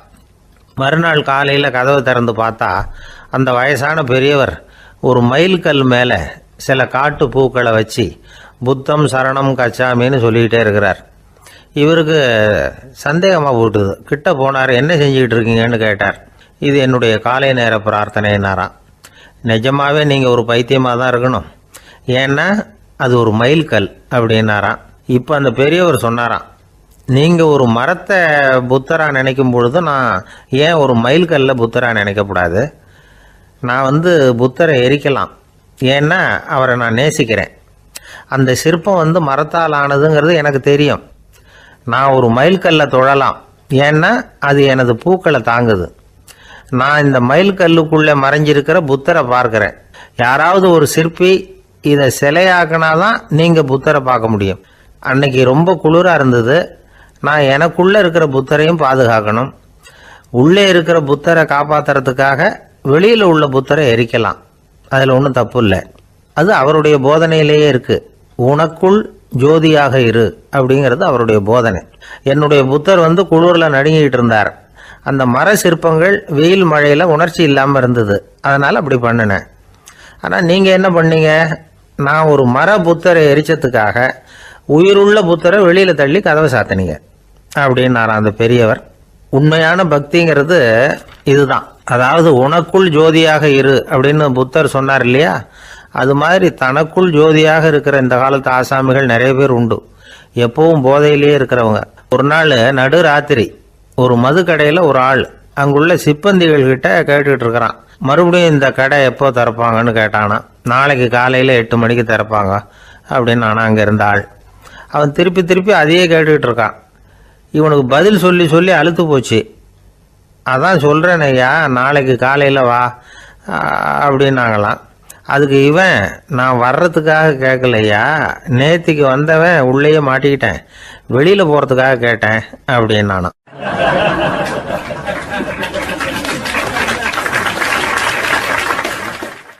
ராமகிருஷ்ணர் வாழ்ந்த காலத்தில் நடந்த ஒரு நிகழ்ச்சி இது.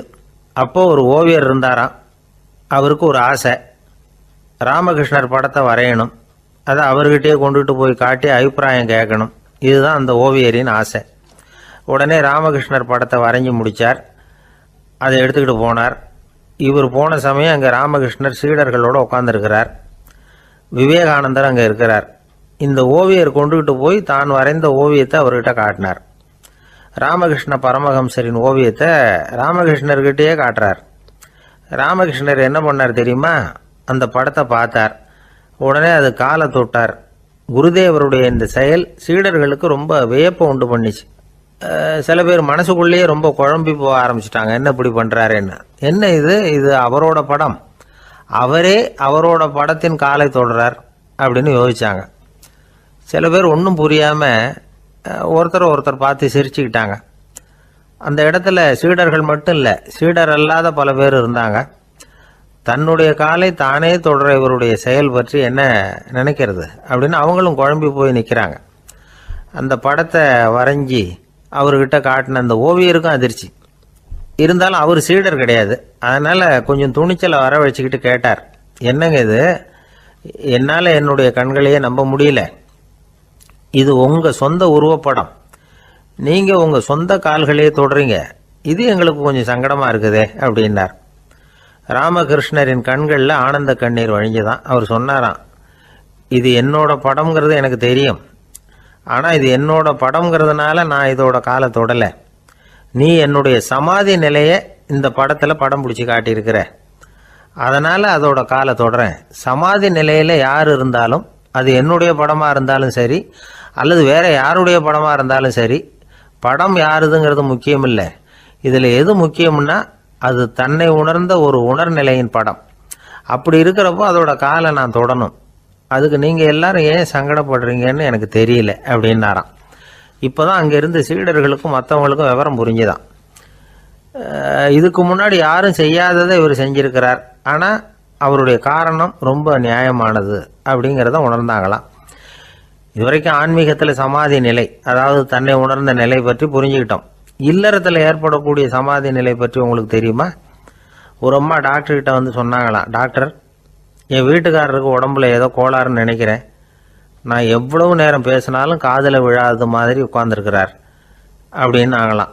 அதுக்கு அந்த டாக்டர் சொன்னாராம், அம்மா, அது உடம்பு கோளாறு இல்லை, அது ஒரு பெரிய திறமை அப்படின்னாராம்.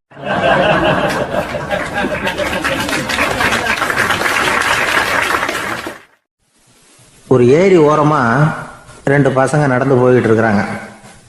அதில் ஒருத்தன் பணக்கார வீட்டு பையன், இன்னொருத்தன் ஏழை.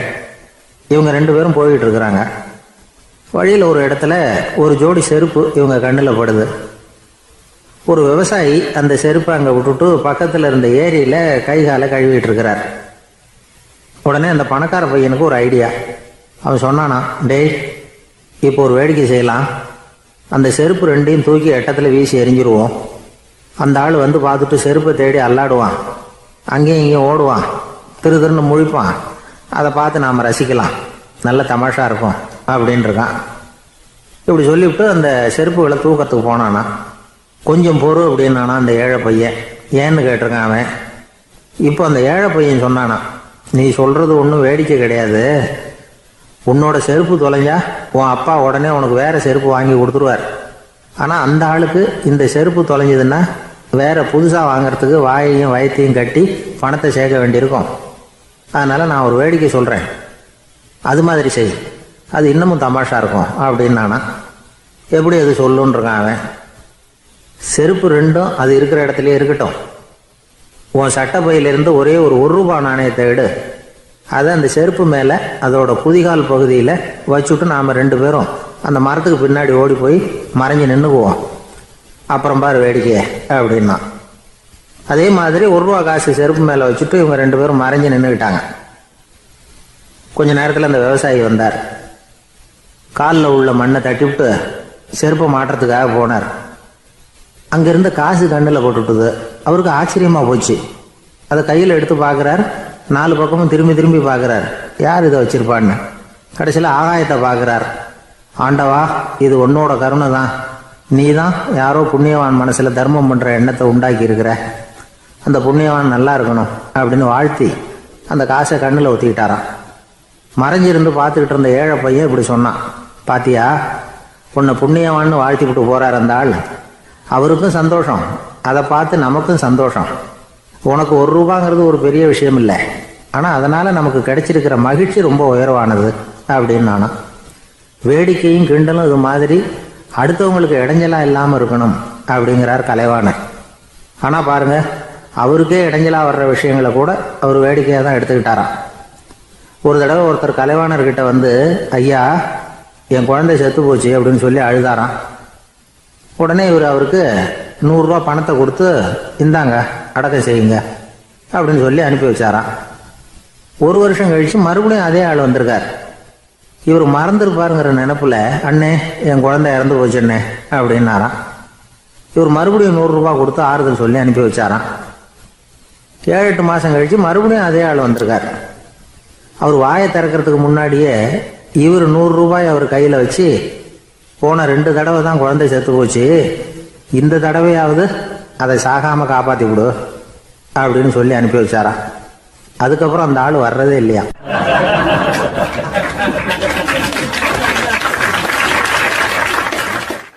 ஒரு ரயில் வேகமா போயிட்டு இருக்கு. அது ஒரு ரயில்வே ஸ்டேஷன்ல கொஞ்ச நேரம் நின்னுது. அப்போ அதுல ஒரு ஆள் ஏறினார். தலையில ஒரு மூட்டையை வச்சிருந்தார். மூட்டையை தலையில சுமந்துக்கிட்டே உள்ள வந்தாரு. மூட்டையை தலையில சுமந்துக்கிட்டே ஒரு இடத்துல உட்கார்ந்தார். ரயில் மறுபடியும் புறப்பட்டது. இவர் தன் தலையில இருந்த மூட்டையை கீழே இறக்கி வைக்கணும்ல, வைக்கல, சுமந்துக்கிட்டே வர்றார்.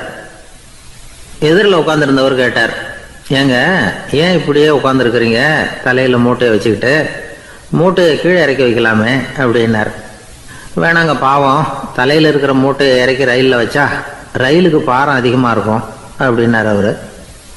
இப்படி ஒரு ஆளை பார்த்தா நமக்கு சிரிப்பு தான் வரும். ஏன்னா ரயிலுங்கிறது அந்த மூட்டையையும் சேர்த்து சுமந்துக்கிட்டு தான் போகுது.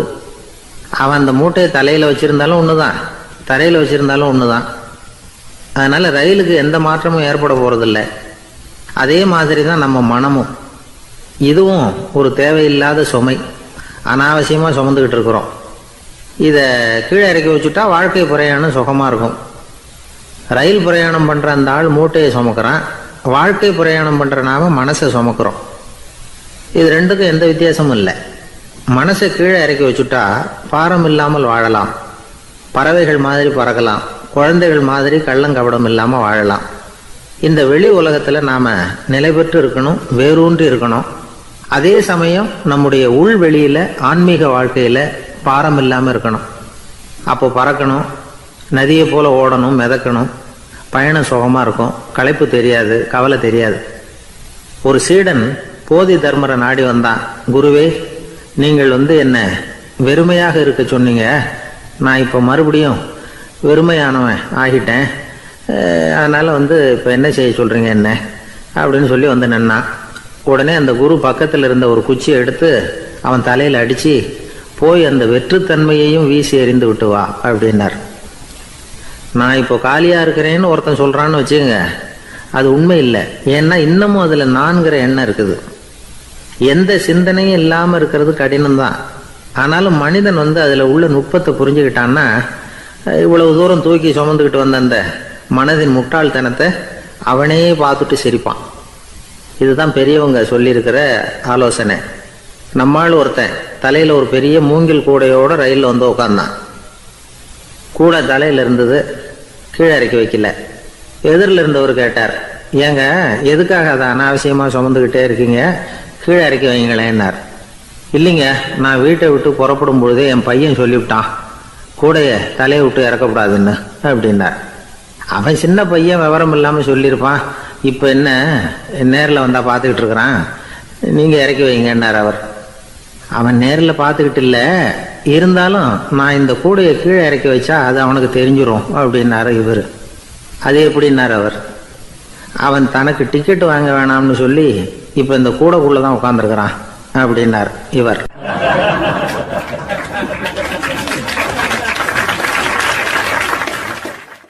எனக்கு தெரிஞ்ச ஒருத்தர் இருக்கார். அவர் ஒரு பெரிய காவல்துறை அதிகாரி, ரொம்ப கண்டிப்பானவர். அவரை கண்டாவே எல்லாரும் பயப்படுவாங்க. அப்படிப்பட்டவர் வீட்டுக்கு போனால் அப்படியே அடியோட மாறிடுவார். அங்கே போய் பார்த்தீங்கன்னா குழந்தைகளோட குழந்தையா அவர் விளையாடிட்டு இருப்பார். அலுவலக சமயத்தில் பார்த்தீங்கன்னா குதிரை முதுகில் அவர் உட்காந்துருப்பார்.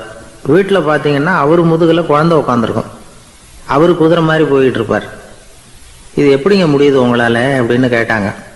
அது ஒண்ணும் இல்லை, இங்க வீட்டுக்கு வந்த உடனே என்னோட மனசை தனியா எடுத்து வச்சிருவேன் அப்படின்னார். அது என்னங்க உங்க சட்டப்பையிலையா இருக்குது மனசு, அது தனியா எடுத்து வைக்கிறதுக்கு அப்படின்னு கேட்டாங்க. அப்படி இல்லைங்க, இது ஒரு பயிற்சி, மனப்பயிற்சி, அவ்வளவுதான் அப்படின்னார். இப்படி சமயம் பார்த்து மனசை தனியா வச்சுவிட தெரிஞ்சவங்க வாழ்க்கையில எப்பவும் உற்சாகமா இருப்பாங்க அப்படிங்கிறது பெரியவங்க கருத்து. ஒரு டாக்டர் ஆஸ்பத்திரியில் இருக்கிற வரைக்கும் டாக்டரா இருக்கலாம், அவர் மனைவிகிட்டையும் அவர் டாக்டரா இருக்க வேண்டிய அவசியம் இல்லை. ஒரு வக்கீல் கோர்ட்ல இருக்கிற வரைக்கும் வக்கீலா இருக்கலாம், வீட்டுக்கு வந்ததுக்கு அப்புறமும் வக்கீலா இருக்க வேண்டிய அவசியம் கிடையாது. வீட்டில் குழந்தைகள்கிட்ட விளையாடும் பொழுதும் அதுகள்கிட்ட ஃபீஸு கேட்டுக்கிட்டு இருக்கக்கூடாது. நாம் எப்படி இருக்கணும்னு பெரியவங்க சொல்கிறாங்கன்னா, மனசோட சேரப்படாதான், அப்படி சேராமல் வாழ்க்கையை கவனிக்கணுமா. மனசை அப்படியே தனியாக எடுத்து பக்கத்தில் வச்சுடணும். அப்படின்னா அதை அப்படியே தூக்கி எறிஞ்சுடு அப்படின்னு அர்த்தம் இல்லை. ஏன்னா மனசுங்கிறது நமக்கு உபயோகப்படக்கூடிய ஒன்று தான். எப்போ எப்போ அது தேவையோ அப்பப்போ எடுத்து உபயோகப்படுத்திக்கணும். தேவைப்படுறப்போ எடுத்து கண்ணாடியை மாட்டிக்கிறோம்ல, படிக்கும் பொழுது கண்ணாடி தேவைப்படுது, எடுத்து மாட்டிக்கிறோம் இல்லையா, அது மாதிரி கணக்கு போடுறதுக்கு மனசு தேவை. கடைக்கு போய் ஒரு பொருள் வாங்குகிறோம், காசு கொடுக்குறோம், மீதி சில்லறை சரியா இருக்கா அப்படின்னு எண்ணி பார்த்து வாங்க வேண்டியிருக்கு. அந்த சமயத்தில் மனசை எடுத்து தனியாக வச்சுட்டேன் அப்படின்னு சொல்லிட்டு இருக்கக்கூடாது. பரீட்சைக்கு படிக்க வேண்டியிருக்குது, படித்ததையெல்லாம் அப்படியே நினைவில் வச்சுக்க வேண்டியிருக்கு, அந்த சமயத்தில் மனசை தூக்கி எறிஞ்சுட்டேன் சார் அப்படின்னு சொல்லிட்டு இருக்கக்கூடாது. அப்படி சொன்னால் பரீட்சை நம்மளை தூக்கி எறிஞ்சிடும். அதனால தேவைப்படுறப்போ மனசை உபயோகப்படுத்தணும், தேவையில்லாதப்போ அதை தனியாக ஓய்வு எடுத்துக்க விட்டுடணும். இப்படி நாம் பழக்கப்படுத்திக்கிட்டா வாழ்க்கைங்கிறது நமக்கு புதுசாக தெரியுமா. மனசுக்கும் ஒரு சக்தி கிடைக்கும். எந்திரங்களுக்கு ஓய்வு கொடுக்குற மாதிரி மனசுக்கும் ஓய்வு கொடுக்கணும், இல்லைன்னா அது களைச்சி போயிடும். குழந்தைகள் மனசை சுமந்துக்கிட்டு இருக்கிறது இல்லை. இது முதியவர்கள் குழந்தைகள்கிட்ட இருந்து கற்றுக்க வேண்டிய ஒரு பாடம். ஆனாலும் இந்த கால குழந்தைகள்கிட்ட ரொம்ப எச்சரிக்கையாக இருக்க வேண்டியிருக்கு. ஒரு தாத்தாவும் பேரனும் விளையாடிக்கிட்டு இருக்கிறாங்க. தாத்தா எனக்கு சைக்கிள் ஓட்ட கற்று விடு அப்படிங்கிறான் பேரன். சைக்கிள் உயரம் கூட இல்லை, அதுக்குள்ளே சைக்கிள் ஓட்டணுமா அப்படின்னார் தாத்தா. ஏன் தாத்தா, ரயில் ஓட்டுறாரு, அவர் என்ன ரயில் நீளமா இருக்கார் அப்படின்னு கேட்டானா அந்த பையன்.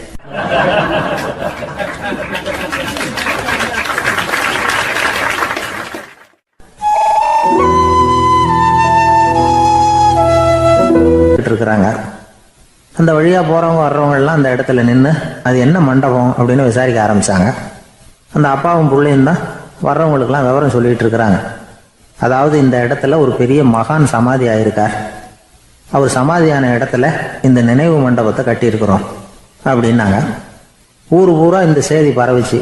நிறைய பேர் அந்த இடத்தை தேடி வர ஆரம்பிச்சாங்க. இங்கே கொஞ்சம் நேரம் உட்காந்துட்டு போனால் மனசுக்கு ஒரு நிம்மதி கிடைக்கிது அப்படின்னாங்க. அங்கே இருந்த உண்டியலில் நிறைய காசு போட்டுட்டு போகிறாங்க. பணம் கிடுகிடுன்னு நிறைய சேர ஆரம்பிச்சுட்டுது. பணம் நிறைய சேர்ந்த உடனே அந்த அப்பாவுக்கும் பிள்ளைக்கும் தகராறு வந்துட்டுது. பணம் சேர்ந்தாலே சொத்து தகராறு வரத்தானே செய்யும், அது மாதிரி வந்துட்டுது. பையன் அடிக்கடி நிறைய பணம் கேட்க ஆரம்பித்தான். அப்பா பார்த்தார், யோசனை பண்ணார், ஒரு முடிவுக்கு வந்தார். ஒரு நாள் பையனை கூப்பிட்டார். இதை பாருப்பா, நமக்குள்ள தகராறு வேணாம், அப்பாவும் பிள்ளையும் இப்படி சண்டை போட்டுக்கிட்டா பார்க்குறவங்க தப்பாக நினைப்பாங்க, அதனால் நமக்குள்ள சமரசமாக இதை தீர்த்துக்குவோம், என்ன சொல்கிற அப்படின்னார் அப்பா. சரி நான் பையன். உடனே அந்த அப்பா என்ன பண்ணார் தெரியுமா, மகன்கிட்ட கொஞ்சம் பணத்தை கொடுத்தார், தன்கிட்ட இருந்த ஒரு கழுதையையும் கொடுத்தார். இதை வச்சு நீ பொழைச்சிக்கோ அப்படின்னு சொல்லி அனுப்பி வச்சுட்டார். மகன் அந்த கழுதையை இழுத்துக்கிட்டு அடுத்த ஊருக்கு போனான். வழியிலேயே அந்த கழுதை செத்து போச்சு. உடனே என்ன பண்ணலாம்னு யோசனை பண்ணான். ஒரு ஐடியா வந்தது. அந்த கழுதையை ஒரு சாலை ஓரமாக புதைச்சான். கையில் இருந்த பணத்தை வச்சு அந்த இடத்துல ஒரு கல் மண்டபம் கட்டினான். அந்த வழியாக 2 பேர் வந்தாங்க. இது என்ன மண்டபம்னு விசாரிச்சாங்க. இந்த இடத்துல ஒரு பெரிய மகான் சமாதி ஆயிருக்கிறார் அப்படின்னா. இந்த செய்தி ஊர் பூரா பரவ ஆரம்பிச்சுட்டுது. நிறைய பேர் வந்து போக ஆரம்பிச்சாங்க. இங்கே வந்தால் மனசுக்கு ஒரு பெரிய நிம்மதி கிடைக்குது அப்படின்னு வேற சொல்ல ஆரம்பிச்சாங்க. வர வர கூட்டம் அதிகமாக வர ஆரம்பிச்சுட்டுது. உண்டியலில் பணம் நிறைய சேர்ந்துட்டுது. நகையெல்லாம் கூட கழட்டி காணிக்கையாக போட ஆரம்பிச்சுட்டாங்க. அப்பாவை விட மகன் பெரிய ஆளாயிட்டான். இதை கேள்விப்பட்டார் அப்பா. பையனை பார்த்துட்டு வரலாம்னு ஒரு நாள் புறப்பட்டு வந்தார். பையன் ஓஹோன்னு இருக்கிறான். பங்களா, காரு எல்லாம் வந்துட்டுது. எப்படிடா இந்த அளவுக்கு ஆனே அப்படின்னு விசாரிச்சார். அப்பா, எல்லாம் உங்கள் ஆசீர்வாதம் தான், நீங்கள் கொடுத்த மூலதனத்தை வச்சு தான் இவ்வளவும் சம்பாதிச்சேன் அப்படின்னு நான் பையன். அது எப்படிறான்னு விசாரிச்சார். அப்பா, நீங்கள் ஒரு கழுதை குட்டியும் கொஞ்சம் பணமும் என்கிட்ட கொடுத்து அனுப்பி வச்சிங்க, அதை எடுத்துக்கிட்டு வந்தேன். வர்ற வழியில் அந்த கழுதை செத்து போச்சு. உடனே யோசனை பண்ணேன், அந்த கழுதையை இந்த இடத்துல புதைச்சேன், கையில் இருந்த பணத்தை வச்சு மண்டபம் கட்டினேன், மகான் ஒருத்தர் சமாதி ஆயிருக்கார் அப்படின்னு வதந்தியை கிளப்பி விட்டேன். ஜனங்கள்லாம் ஏமாந்து போய் காசை கொண்டாந்து போட ஆரம்பிச்சிட்டாங்க. நான் பொழைச்சிக்கிட்டு இருக்கிறேன் அப்படின்னா, இப்போதான்டா நீ என் புள்ள அப்படின்னு சொல்லி சந்தோஷப்பட்டாரான் அந்த அப்பா. ஏன் அப்படி சொல்றீங்கன்னு கேட்டிருக்கான் பையன். கழுதை குட்டியை புதைச்சி மண்டபம் கட்டியிருக்கிற நீ, ஏற்கனவே நம்ம ஊரில் நாம கட்டியிருக்கிறோமே மண்டபம், அது இந்த கழுதையோட அம்மாவை புதைச்ச இடம். மகான் சமாதி ஆயிருக்காருன்னு நானும் சும்மா கப்ஸா தான் விட்டுக்கிட்டு இருக்கேன் அப்படின்னாரான் அப்பா. முட்டாள் ஜனங்களை நினைச்சு அந்த 2 பேரும் சத்தம் போட்டு சிரிச்சாங்களாம். மனுஷன் ஏமாத்துறது ரொம்ப சுலபம். என் கூட படிச்ச ஒருத்தன் திடீர்னு ஒரு நாள் எல்லாருக்கும் அருள் வாக்கு சொல்ல ஆரம்பிச்சுட்டான். அவன் ஒரு ஆபீஸ்லயும் வேலை பார்க்குறான். ஆபீஸில் உள்ளவங்கெல்லாம் அவங்ககிட்ட வந்து அருள் வாக்கு கேட்கறது வழக்கம். ஒரு நாள் நான் அவன் முன்னாடி போய் உட்காந்து பேசிக்கிட்டு இருந்தேன். அப்போ அதே ஆபீஸில் வேலை பார்க்குற ஒருத்தர் அவங்ககிட்ட வந்து, சுவாமி, என் மேஜையில் வச்சிருந்த பேனா திடீர்னு காணாமல் போட்டுது, அது திரும்ப கிடைக்குமா எனக்கு அப்படின்னு கேட்டார். இவன் கண்ணை உருட்டி பார்த்துட்டு, அது உனக்கு கிடைக்காது, புதுசாக வேற ஒன்று வாங்கிக்கப்போ அப்படின்னா. சரின்னு அவர் போயிட்டார். அவர் போனதுக்கப்புறம் நான் மெதுவாக இவனை பார்த்து, அது எப்படிறா அது உனக்கு கிடைக்காதுன்னு அவ்வளோ உறுதியாக அவர்கிட்ட சொன்னேன் அப்படின்னு கேட்டேன். இவன் மெதுவாக என் காதுகிட்ட வந்து, அந்த பேனாவை கிளப்புனதே நான் தான் அப்படிங்கிறான்.